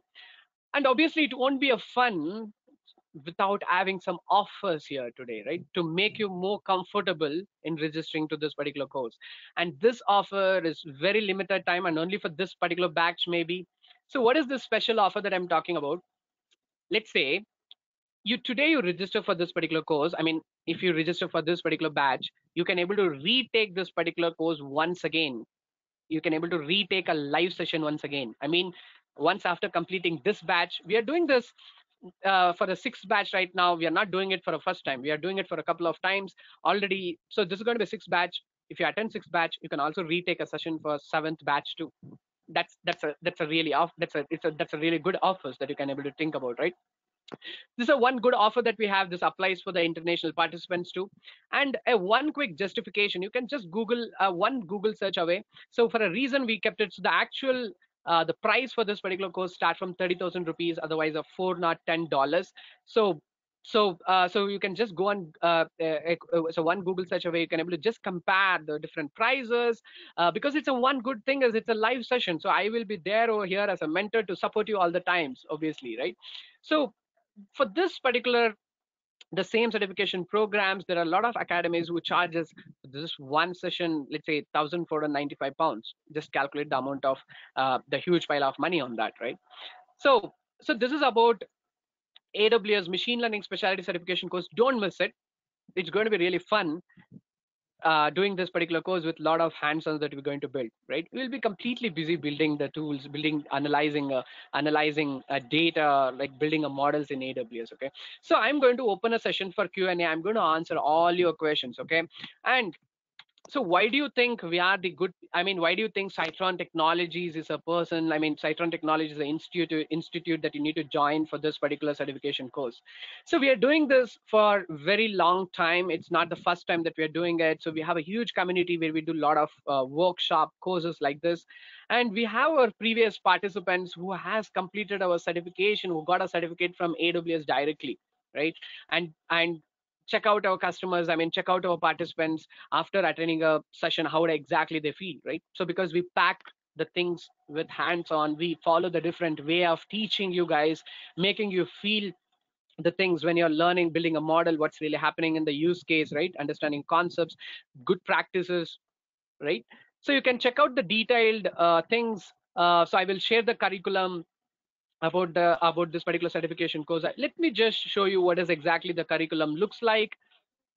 So, and we also do offline courses. Obviously, AWS Machine Learning Specialty Certification course will be a completely an online.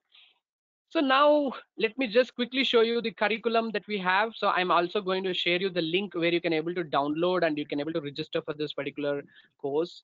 So yep, so we are a few minutes away. Stay till end of this webinar to download a free ebooks and also to downloading this curriculum, right?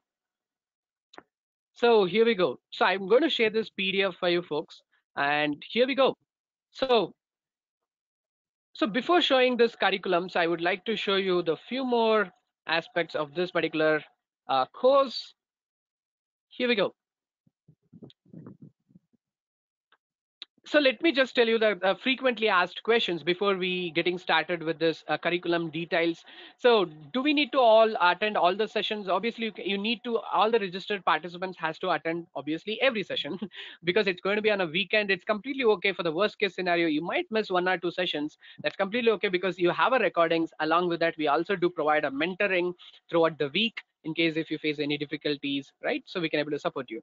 So obviously the certificate, the course completion certificate will be provided by Psitron Technologies, and obviously exam preparation session will be conducted for the people who are going to take an AWS Machine Learning Specialty Certification exam.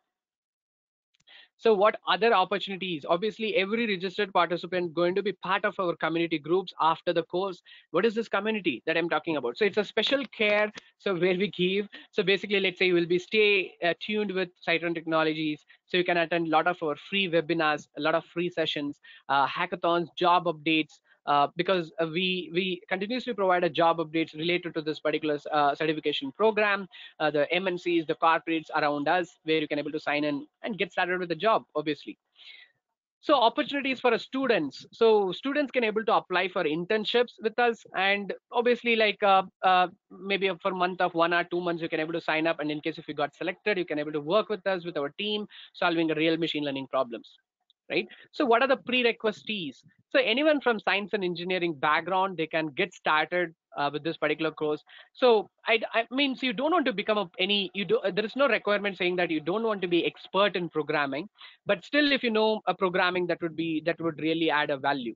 So, and again, so this course is going to be getting started from a basics. We'll talk about that one. So we will, as I mentioned, the ultimate goal is to get this particular certification, obviously. So there are 3 different varieties of participants that we usually get.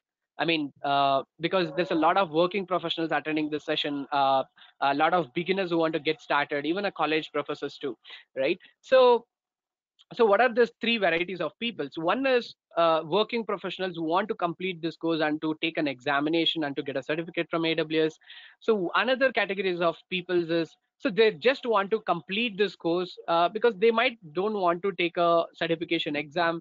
The reason is, let's say a particular candidate, he might be already working in a company, they might be using AWS, but this guy might not have a skill set to satisfy that particular the client. So that's why you want a hands-on skills. You want to know how to build a model, how to deploy it. So that's why you might be attending our course.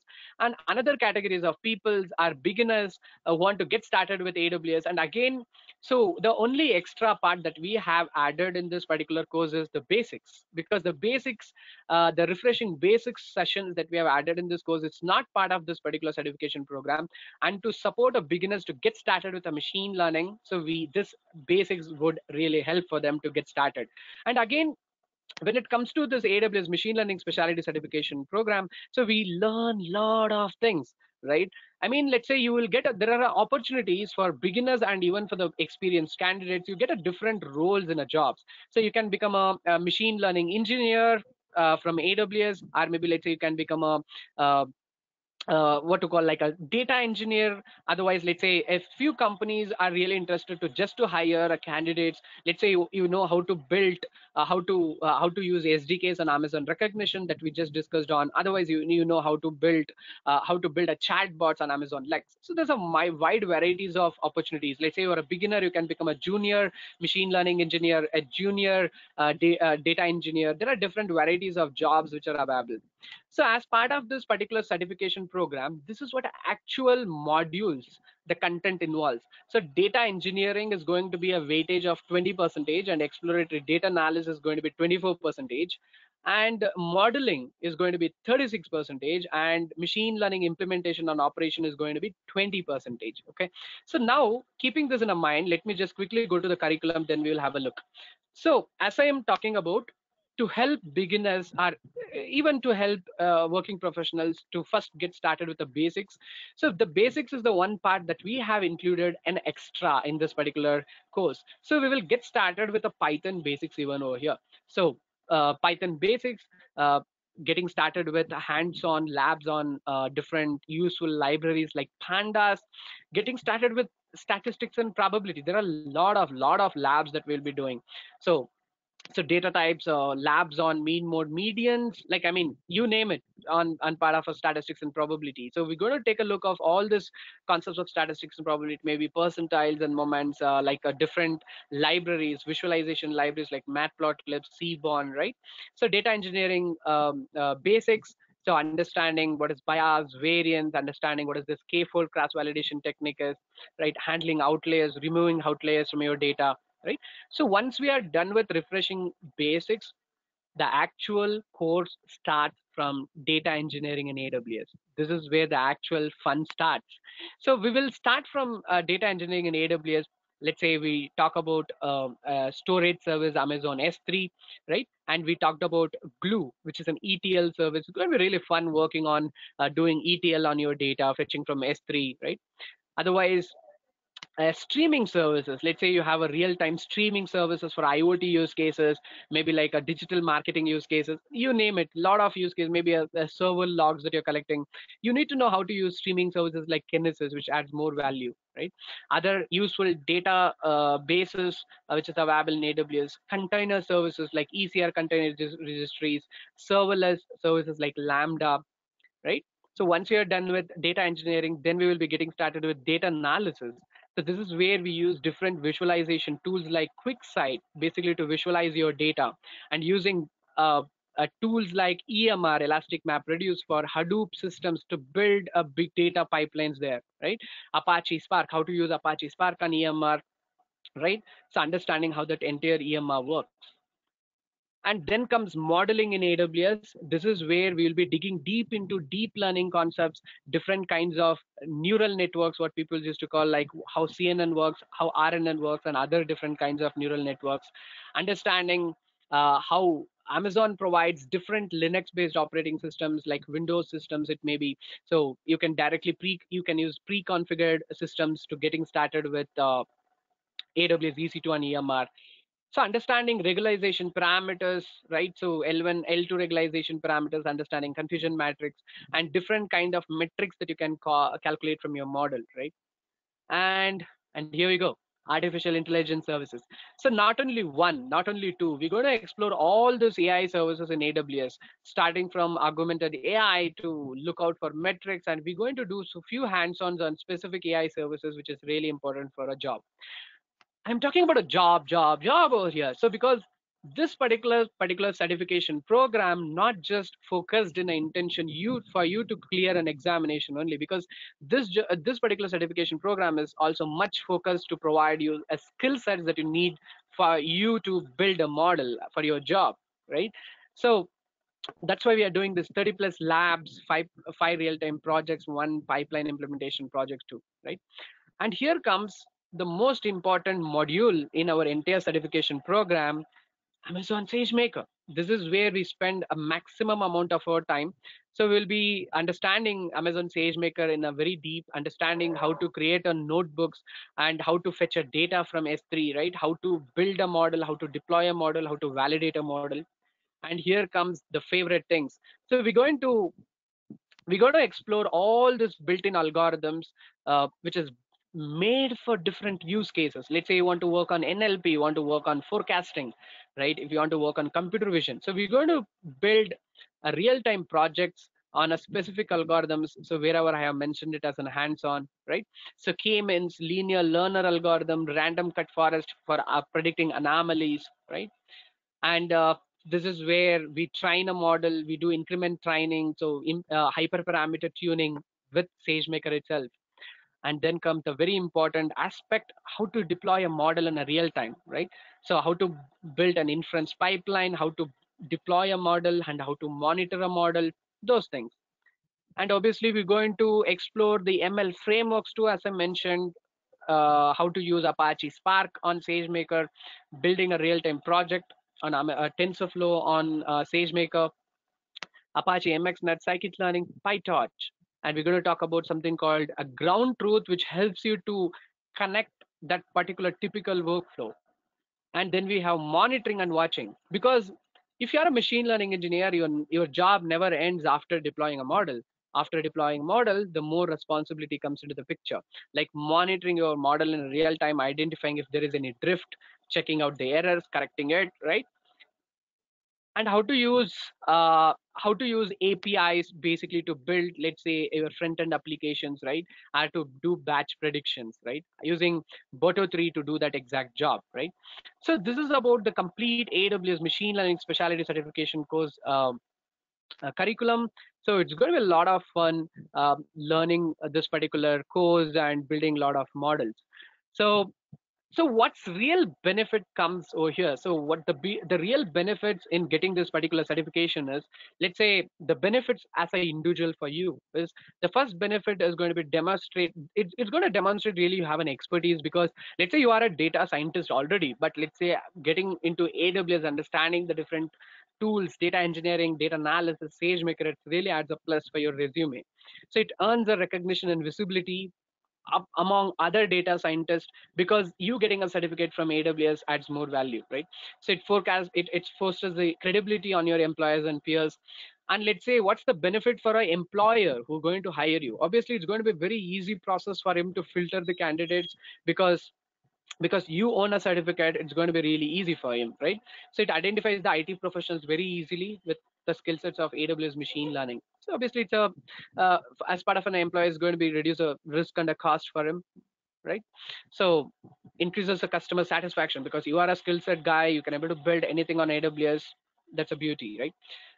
So let's say you are a fresher, can I able to get started with this particular course? Yes, freshers can able to get started with this particular course, because that's why we introduce that basics as part of the certification course, which will makes life easier to get started with this particular certification course.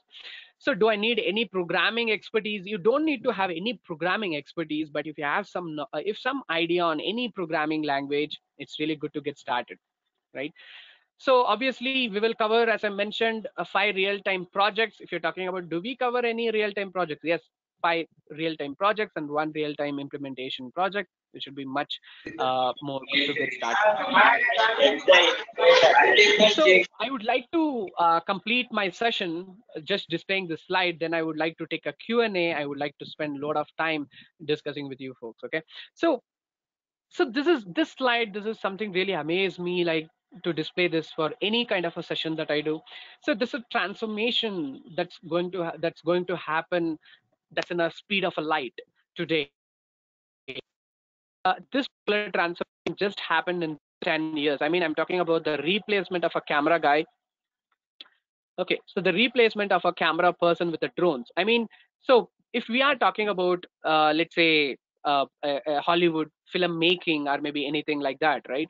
So just imagine the old times where cameraman and a chopper going around to shoot that particular movie or something, right? So that this particular transformation just happened in just 10 years, right? So that's the same kind of a transformation is right now happening as part of a machine learning and AI, right? Something similar to what's happened in the internet, right? So I guess the machine learning is a best career for the people's like looking for a specialist level response, and obviously like a good the pay scale. This is because machine learning jobs are the high paid jobs according to the statistics right now. Saying this, I would like to go for a Q&A in case if you have any doubts, questions, I would like to answer. If so, then I would like to also in case if you are available, I can also provide you more demo if it is possible. Okay, so you can unmute your mic, you can ask your questions. First, let me start answering your questions in a chat window.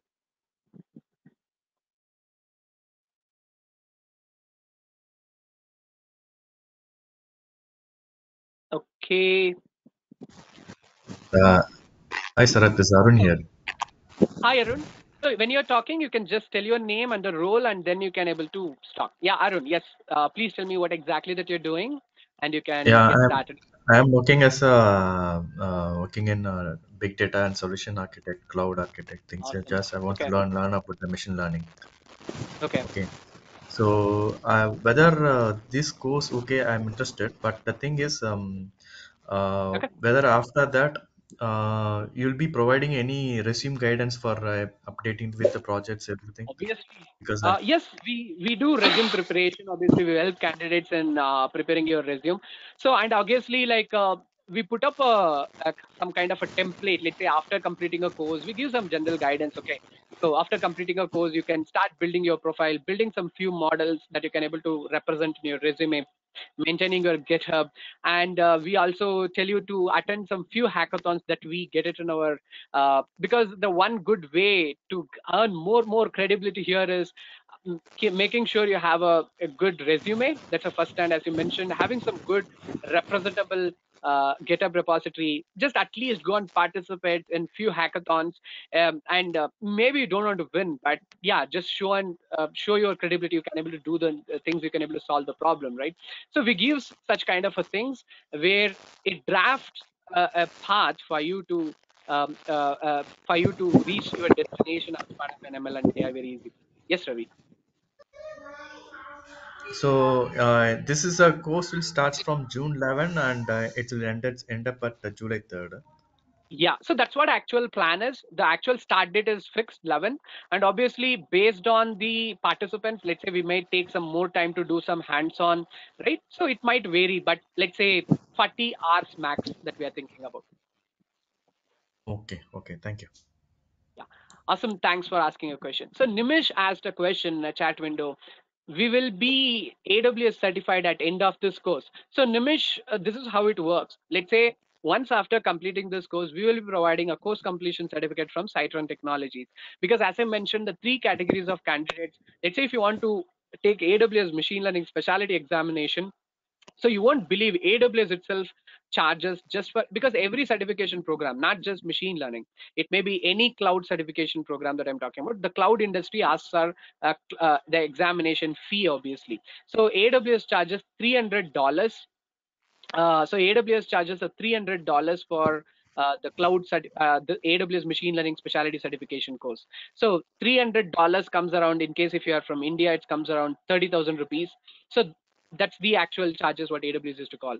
So obviously, if you see one more wonder, every training institute charges the same amount of the certification cost for their training, but we don't want to do this. That's why we are just getting started with the 15K for this course. So, and again, I would like to mention one more thing. So the 15,000 rupees that we are just charging for this course, it's not inclusive of examination fee. The examination fee is completely up to you, because in case if you want to take a certification program, yes, so you can able to schedule it. So we do provide exam preparation session and sample questions for you to get started with this. That's the support that we provide. Okay, if anyone has a question, you can unmute your mic, you can ask. So that for that exam support, you'll be charging anything for that or not? No. The AWS exam preparation session is inclusive of this course. That is not Okay. 15,000 is the entire thing. Okay. Okay. Okay. Okay, so PD, there's a person who named it as a PD who has any placement in this course. So the placement is something, it works something like this. Let's say once after you completing a course, at least let's say you can take 15 days, at least a month to practice and practice, just make some projects and represent yourself. And obviously the placement support works like this. Um, so we do spread a lot of job opportunities which is available in our network. It may be MNCs, a lot of different companies. We just used to update the right opportunity for you in our community, where the companies are looking for AWS machine learning roles. And as I mentioned, the different roles are available. So it's completely up to you. How do you want to move into this? Because AWS machine learning specialty certification course, as I talking about the curriculum, you can see if some company is hiring for some specific role, so they might not be interested in, like let's say you want to be expert in SageMaker, you want to expert in all the AI services, data engineering tools. No, they might be having a requirement only in a SageMaker. Let's say you want to have a strong machine learning basics, how to know how to build a model. So they might not be interested in AI services. But let's say some other company is looking for a specific AI service, let's say recognition, Lex, they might be interested in that. May not be other services, right? So we used to spread different roles of job opportunities that are available in our network. Okay, so Vivek asked a question. AWS machine learning exam cost also included. Vivek, I guess I have answered it. So AWS machine learning exam cost is not included because AWS charges 30K, right? So Hi, Sharat. hi, yes, may I know your name, sir, if you don't mind? Yes, Sharat. This is Karthik. Hi, Karthik. Yep, Yeah, am I audible? you're audible. You're completely audible. Go ahead, please. Okay, yeah. Thanks, Sharat, for this session. Right. Thank you so So, much. Yep, just want to give a very quick background before I ask a question. Right. please. So, I have close to 12 years of experience in the IT industry. Awesome, Right. sir. So, more into data migration and data integration projects. Mm-hmm. Okay. So recently I started exploring more into data science. So Mm-hmm. I would say I have a fair understanding of working with Python and some of the data science concepts. Okay. So just when you were explaining about the machine learning course, Okay. right? So I just wanted to check with you if my understanding is correct. Please Right. go ahead. Once the certification is done, or maybe with Psitron technologies, Mm-hmm. um, do we enable ourselves to say that okay, we have opportunities where we can play the role as an ML engineer, or let's say if I'm looking Uh, for a data scientist, yep. okay, Makes sense. and those kind Okay. of roles, do Okay. they still require uh, for me to learn the cloud computing technologies, Okay. Okay. Okay. how to deploy those kind of things? Okay. So, for example, I got your question completely. Let's say, for example, we'll take about the few roles which plays a very important role over here. For example, data engineer, what people used to call, right? Data scientist, ML engineer. Okay, there are three kinds of roles, for example. Okay, so data engineer takes care of data, making sure the data is clean and prepared. So then a data scientist obviously takes care of building a model, right? But then comes a machine learning engineer, want to deploy a model and maintain the pipeline, right? Those kind of stuff, for example. So in this AWS machine learning specialty certification course, it covers all these three aspects. You can see I have showed the curriculum. It covers data engineering, it covers data Mhm. science, deep learning and other models, and then comes machine learning implementation. So the beauty is that's what I'm talking about. So because you can't be a role of data engineer, you can't be in a data scientist and machine learning engineer at the same time, right? Because it Mhm. because there are the different roles, but you have all those three options. It's up to you what you want to pick, right? So you want to become a data scientist, yes, you can focus on data scientist. That's what I clearly mentioned. So companies might not be interested in you, let's say on specific, let's say because the companies who are going to hire for data science or maybe data engineering or maybe let's say a machine learning engineer, so they might not be much more interested on AI services, because they might not use AI services, because AI services are the final end product. So it's completely up to you what you want to take, because this course provides you a platform to pick what you want. Okay, yeah, got it, Sharath. Awesome. Awesome, sir. Thanks Thank for you, answering. Karthik. Yep. So Niranjan asked a question. So the recordings will be accessed lifetime, or will disappear sometime, right? So no, it will be accessed for you. We'll be putting up a platform in our website, so where you can log in our website itself. You can able to access that one, so you don't want to worry about that one, Niranjan. Yep. Okay, so here we have Mukesh, working professional having a domain expertise on Beacon MBA. Is it good? Trained in a base. Okay, trained in basics of ML and AI. That's good, Mukesh. I guess if you have trained with basics of Python and AI, I guess you have enough prerequisites to get started with this particular course. There is no doubt about it. Okay, so I guess like we draft a different ideas for a beginner. Means what do you mean by drafting that I'm talking about? I mean, basically, it's a session or maybe like a phone call. Basically, we understand where exactly you stand as a beginner. Then we give some ideas how you can able to shape yourself. Let's say after the completing a session, as I'm talking about, updating your GitHub repository, attending some hackathons, uh, solving some open source projects, involving in the open source projects. So we give some quick ideas which can able to shape you in much more better level. So Mukesh, as you talking about, if you have basics of Python and ML, you are completely welcome to take this course, obviously.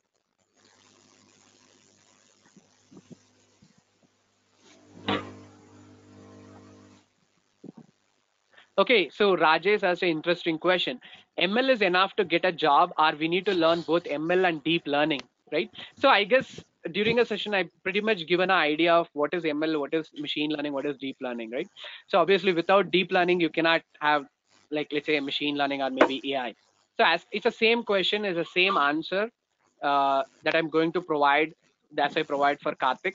So this AWS Machine Learning Specialty Certification course is a platform, so where it has data engineering, where it has deep learning and machine learning. Okay, so you cannot together work on ML and deep learning. I mean, so it depends on a company. There, where we initial companies, there are engineers who do deep learning and ML and a both. But let's say if you're working on such an MNC companies, obviously you will be having a dedicated role for deep learning, dedicated role for ML. Okay, so but you learn all these three things, and it's completely up to you what you want to be, how you want to shape yourself.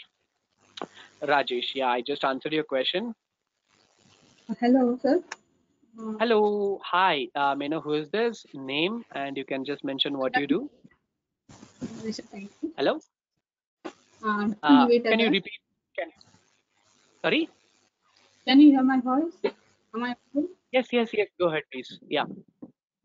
Actually, I have two queries. First one is that in the deep learning, we study about the computer vision, AN, RN, CNN, all these. Okay. Okay. Second question is that when we will start our the real domain project, can any get facilitated from your lab instructors class group who will guide us if we will get some error or some doubts? Because real domain project also will work for practice. Okay, so you're talking about, so when, okay, let's say, when do we start a real-time project in this, Yeah. in case if my understanding is correct in this particular course. So let's say, when do we start a real-time model building projects in this particular course. Let's say building a model, deploying it, right? So I will tell you, like, let's say for example, in a day one when we are getting started with this course, we won't jump into model building and deployment. It won't work like that. So because you can see, according to this curriculum, we will be going from top to down. Okay. First thing will be refreshing the basics. So where do we start building a model is going to be part of SageMaker. So when we cover SageMaker, this is where we will be building a model. You can see we'll be building a real-time project on image classification algorithm, linear learner algorithm, and random cut forest, and one on TensorFlow. And most important stuff is there are a lot of algorithms still here, right? So we used to provide a real-time project materials for you. You can able to build a model anytime. So we provide a use case and a platform where you can able to download the data from it. Okay, so and now let me just provide you a registration links and a place where you can download the free ebooks that I promised. So let me just go to. I'm going to share a 3 links. Yes, yes. Okay, so let me just quickly explain this. I have shared 3 links in a chat window. The first link is for registration link for this particular course, and second link to download the same curriculum that I am showing in my PC, and the third link where you can download ebooks. Okay, yeah. The first link for registration for this course, second link is for curriculum, and third link is for downloading ebooks. Okay, and yeah, that's it. And I guess someone is asking a question. Please go ahead. Sorry, sir, like your voice is breaking. I'm sorry. Looks like your voice is breaking.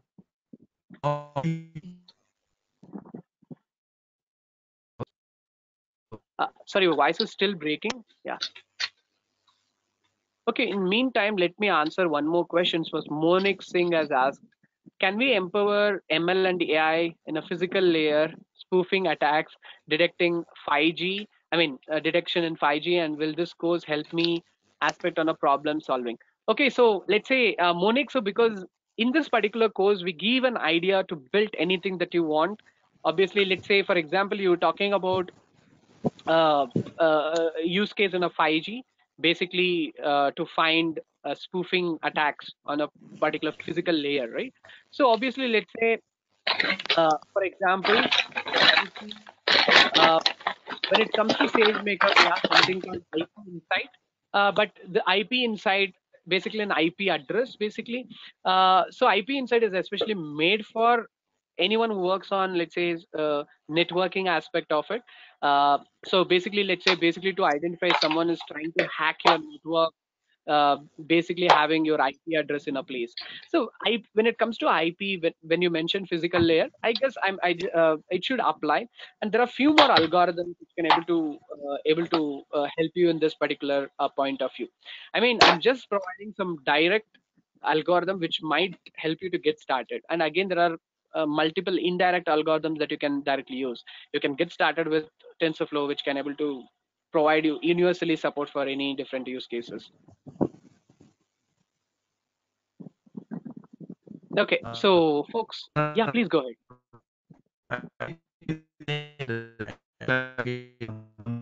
Uh, okay, sorry, sir, like your voice is still breaking. I'm really sorry. Like it's like looks like a robotic voice. Uh, in case if Hi, you're facing a difficulties, hi, yeah, please go ahead. Yeah, this is Rajesh here. I have around Hi, 6+ Rajesh. years. Yeah, I have around 6+ years of experience in big data. Awesome. Uh, Awesome. Last 6 months, I was exploring in this data science part as well. I explored around random forest, this kind of algorithm and this kind of algorithm explored. Okay. Cool, cool. Okay. Yeah, but I started giving interview as well. When I started giving Good. interview, asking about the deployment part regarding whether no ML ops or not. That's in this course. ML. Yes. Yep, because that's really fun because because the idea is very simple. Because let's say in a past 5 years, because like let's say past 5 years or 10 years, a lot of companies are started thinking about ML and AI, started building a model and getting a predictions, right? But the Yeah. companies are not going to anywhere when they just how to build a model, they get a predictions. The job never ends, because the ultimate aim is to serve that model to your customers, where they can able to get the predictions, the data out of it, right? And again, you can able to, if your customers can able to get the prediction, but the journey never ends over there, because you're in a meantime, in a few days, like your model change, I mean your data changes, right? Your customer data might changes, but you need to have a pipeline where you need to know how to retrain that model, and again you need to deploy it again. So this is where this ML ops comes into the picture. Obviously, this is a time, because every company taking a very serious action on ML ops, because that's the reason why you got that particular question. So obviously there are many tools, let's say, when it comes to ML ops. One is SageMaker pipelines, what we used to call. SageMaker has that ability to build, I mean, so you can able to manage your model to build, deploy again, retrain it. So SageMaker has it, and there is a lot of tools that you can implement with SageMaker. Let's say there is something called ML Flow, and you can also build your own pipeline in AWS with Jenkins also to be integrated with that. Yes, I guess I've been excited. Sorry, I just started talking. Yeah, Please, yeah, if you yeah, have, yeah. Yeah, and yeah. then one more thing in this course, NLP will be covered or not? NLP transformers, like bird transformers, like face transformer model. This part will be covered in this course, or how it be? Okay, so BERT. Okay, that again, I'm being excited. So BERT is again a very latest algorithm that comes into the picture. I mean, so I guess the BERT is not something that we're going to cover in this particular course, because ultimately, like, you know how to use a SageMaker, but still you can able to bring. So let me try to put it in this way for a betterment of your understanding. So SageMaker as a concept, where you can able to bring in your own algorithms. As part of that, that's where TensorFlow comes into the picture. MXNet comes to the picture. PyTorch comes to the picture. The concept is very simple: getting any more external algorithms into AWS. Similar to that, you can bring a BERT into AWS. Otherwise, let's say you have your own algorithm that you have built, you want to use it on SageMaker, you can able to bring it. I guess that's the pathway which can able to support you. Awesome. Yes, I Sarat. guess, Rajesh, Sarat. I Yeah, answered your yeah, question. In yeah. case, Okay, sir. Yeah. awesome. Yeah, Thank you. Sarat Arun here. Can you able to hear me? Hi, Arun. Yes, it's clear. Please go ahead, Arun. Okay. Okay. No, the thing is, you should go to that syllabus what you are covering thing. No, the Okay, you are showing. awesome. Yep. See, in this you are saying linear regression, everything you are saying. See, in that, Ah, see, most of the thing in real time, they are asked for the any performance issues and all that, and all you'll be sharing, tuning okay, how to see, that's tune what, the. okay. See, that's where the monitoring comes into the picture, because here I'm just displaying, okay, this is the linear learner algorithm that we're going to use to train a model, right? So because the things that you're talking about in the real time, how can I monitor a model? Because that's where you can able to understand what's happening. I mean, let's say once your customer comes and interacts with that, you upload some data, what's really happening? So whether if there is any drift in your data, right? So this is where you can able to do with model monitoring and watching. So there's a couple of tools basically that are available. So let's say you can use CloudWatch basically to model each and every aspect of everything that is going on in AWS, or maybe you can configure your own cloud trail basically to extract responses from your No, no, model. I no, mean, let's say no. I am, you have, I am, I am. yeah, See, this I know that monitoring the cloud watch. I know that. The thing is, okay, I'm asking about the tuning about the your log, whatever your. Can you go up? This yeah, algorithms, how to tune it, things. Suppose okay. some I mean, performance. So you're, in that case, I'm uh, not asking about the cloud watch thing related. okay, I'm okay. asking You're about basically the. talking about hyperparameter tunings of your model again, Yes, right? Okay, yes, yeah, makes yes. sense. Okay, okay, thank you. So let's say when it comes to each and every built-in algorithms, or let's say we are talking about ML frameworks like TensorFlow. Okay, so the idea is very simple. When it comes to, let's pick up linear learner algorithm itself as a picture. Okay, so it's an inbuilt algorithm of AWS, and AWS has provided you, let's say, some 15 to 50 to 60, for example. Okay, hyperparameters. Let's say linear learner has 50 hyperparameters, for example, 50. Not for your training process of your model, or maybe hyperparameter tuning of your model, you don't use 50 hyperparameters at the same time. It depends on your data and your use case, right? So there are different varieties of hyperparameters that you can use multiple times. And let's say every hyperparameter comes with some initial suggestion. Let's say you are going with moment or maybe some other hyperparameters. There is some good standard practice number that you can pick. Okay, let me just start with 500 points, 200 points. So yes, that is also been covered. We'll be talking about few general hyperparameters that you can get started with every algorithm. And obviously we will share a relevant document for different algorithms. You'll get an idea. Obviously in our slides itself, we'll be sharing the hyperparameters that you should get started with, right? Those things. Okay, okay. Awesome. Good. Thank you for that question. And here we have Rahul. Asked a question. Yeah, do you do corporate trainings? Yes, Rahul, we do corporate trainings, especially for a dedicated for corporates. We have done a couple of trainings for, we work with some few more academies. We have trained clients like Royal Bank of Scotland. I mean, they had a requirement of just a SageMaker itself. We have done a pretty much specific dedicated.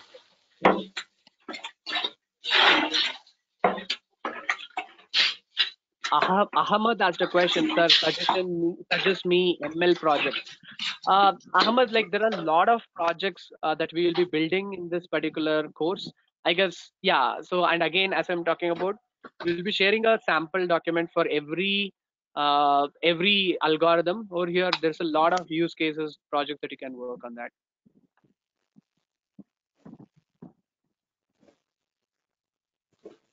So Rajesh has a question. LSTM and GAN will be covered. So obviously, pretty much we'll be covering LSTM. We'll be talking about LSTM, and I guess, but I don't think so. We'll be doing a hands-on on a GAN. But there are pretty much AI services which are built on GAN.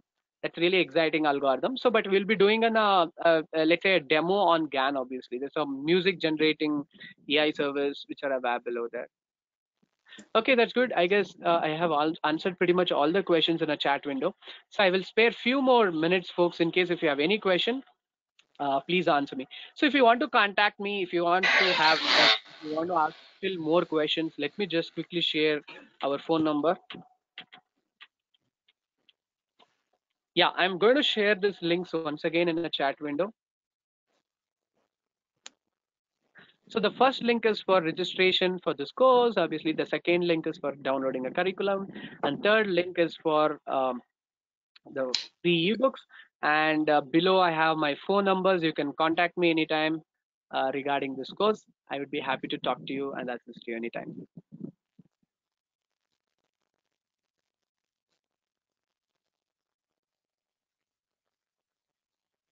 Okay, folks, don't miss this awesome course. It will be more fun learning things, building a model, and a lot of community support even after the course. If you have any questions, feel free to ask. The registration is already started, and remember, this course is only for just 20 people. We are looking for less than 20 people in a batch. That's it. Because there's a more time to be spent on each and every participants. And that's why we kept it very simple batch, that is just 20 or less than 20 even. That's it. Okay, we are getting few more questions here.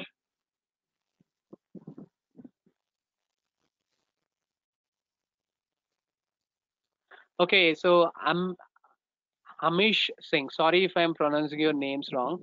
Amish Singh asked a question. If you want to implement a deep learning model in a TensorFlow with Python, then what's the basic use of AWS? Okay, let's say for example, in this particular curriculum, you can see this a one hands-on that we will be building TensorFlow with Amazon SageMaker. So what we will be building, let's say, so we'll be using a TensorFlow as an algorithm, a specific version of a TensorFlow.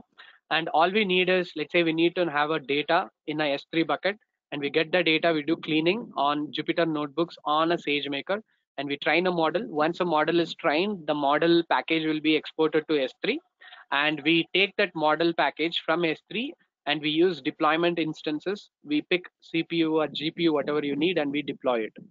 So the things, at least things that you need. Let's say you need to have a SageMaker S3 bucket, right? and obviously knowledge of machine learning. I can keep on mentioning and concept of deep learning, data engineering concepts. That's the thing. Yeah, at least you need to have SageMaker and S3, right?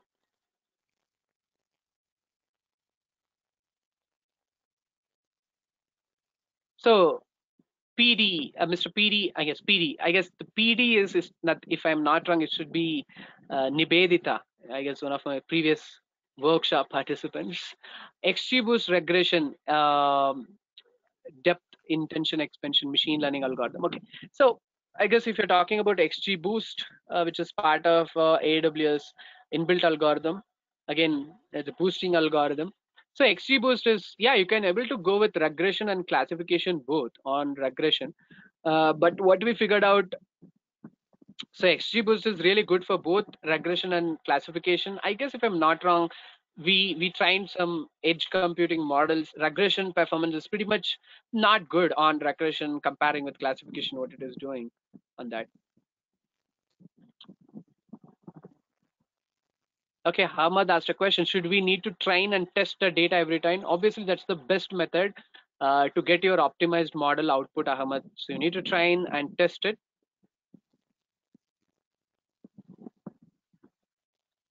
Awesome, folks. I will spend one more minute again. So if you have any questions, please let me know. And again, the pricing is very affordable. Just go and check it out for a quick validation. Don't miss this awesome course. Just started with 15,000 rupees, otherwise $205. If you have any questions, please let me know. And again, don't miss this offer. This is only for this batch. I mean, you get an opportunity to retake this course once again to build a model once again, right? Uh, Throughout this entire course. Don't miss this. And the dates are something like this. Starts from 11th of June, every Saturday, Sunday, and the timings starts from every 4 hours, right? If you are in India, 7 p.m. to 11 p.m., and check out your relevant time zones, EST and CST. Okay.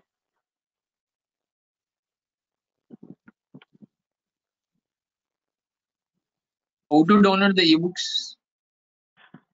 You can go through that link. There's a quick sign up that you need to mention. So, and then you can able to download the ebooks. And if you can able to download a ebooks, let's say today or tomorrow, you might get some more updated data. I mean, that's a repository, kind of a repository. You can try to download once or twice, thrice. We update more books in that. Yeah, you just need to go to that link, and you just need to provide an email, I guess, if I'm not wrong. So then you can able to download that. So Amish Singh asked one more question. Okay, is an open source or paid one? MATLAB. Okay, so MATLAB is actually, I guess, it's a paid service. It's not an open source. If I'm understood your question correct.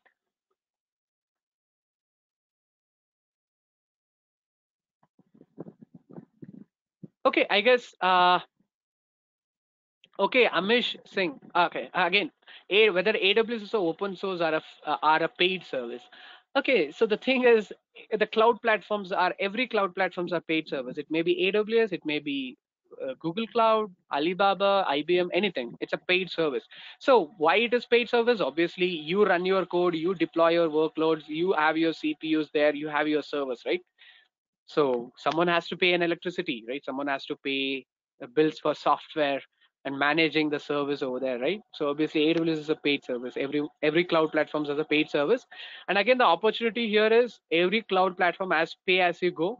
I mean, AWS, let's say, for example, they're going to charge you only for the resources that you have consumed over there. That's how it works. So I would like to provide you one more demo on AWS. Then I would like to end this particular session, and then we will get started. So machine learning. So I would like to just end this particular session with a quick music.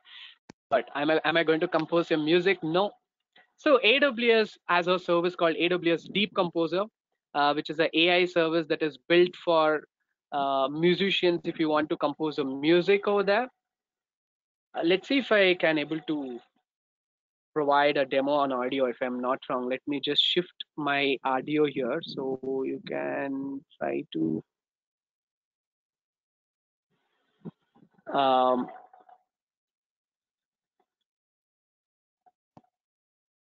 I don't know whether you can able to hear that audio because my microphone is just shut down. Let me just quickly check if it is possible.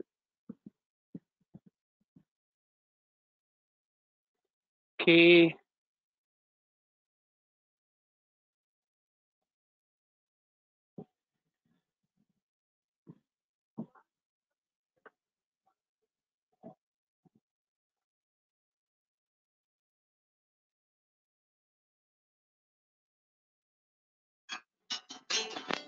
Confirm me in case if you can able to hear the sound of a music in a chat window.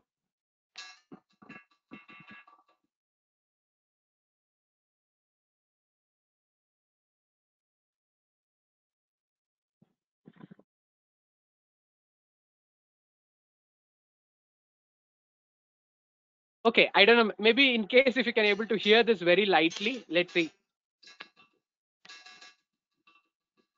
Okay, that's good. So what is this AWS Deep Composer anyway? It's a platform where you can, which helps some musicians. You can able to you can able to buy this particular piano from internet, and you can compose a music that you want. So basically, the idea is very simple. So this particular keypad can able to I mean can compose just a music that comes from a piano, right? But let's say you need to have a band, you want to compose a song, you need to have a drums, guitar, maybe you need to have a jazz, right? But where do you get that? You need to have such a huge team to do that, right? But a machine generated music works something like this. So you input a tune that generated from this particular piano, but rest of the things a machine can able to take care, right? So let me just quickly compose a music. No, I don't, because I'm not a musician. So what I'm going to do here, I have some few music tracks composed from this piano. So I'm just going with, let's say, a Beethoven music. Let me just play for that. Just tell me yes in case if you can able to hear me because my speaker got turned off.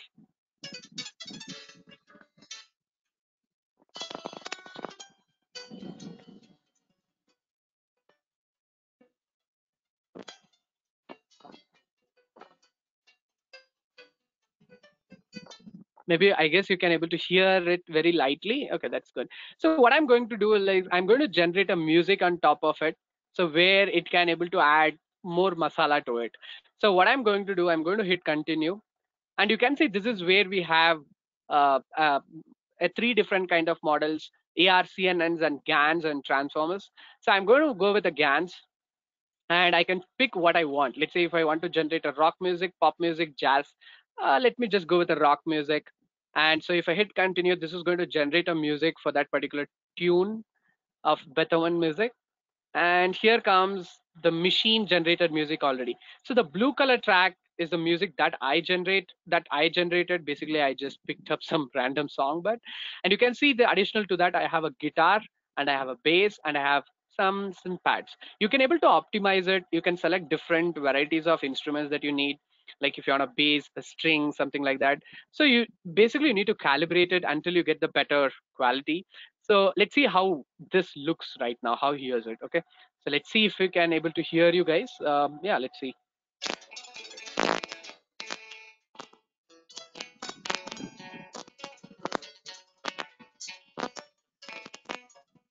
So the ebooks are not downloaded.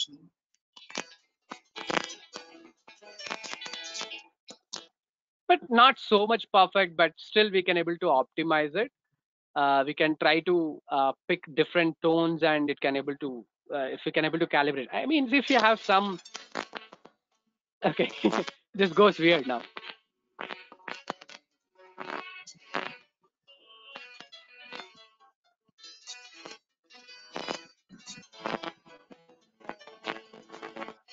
Okay, this I likes it. Yeah, maybe if you can still try to optimize it, it might get better actually. Yep. So so you can become a musician today, right? Just by using a deep composer. So this is all about a session. I hope you enjoyed it. And sorry if you couldn't hear this music very loudly. So I guess it should be audible when we share the recordings. Yeah, check it out. So don't miss this awesome course, AWS Machine Learning Specialty. We can have more fun like this in the course. And see you next time. So in case if you have any questions further, reach out to me. I'm just sharing the link once again in the chat window. Have a great day, folks. Just enjoy the rest of your evening. Thank you.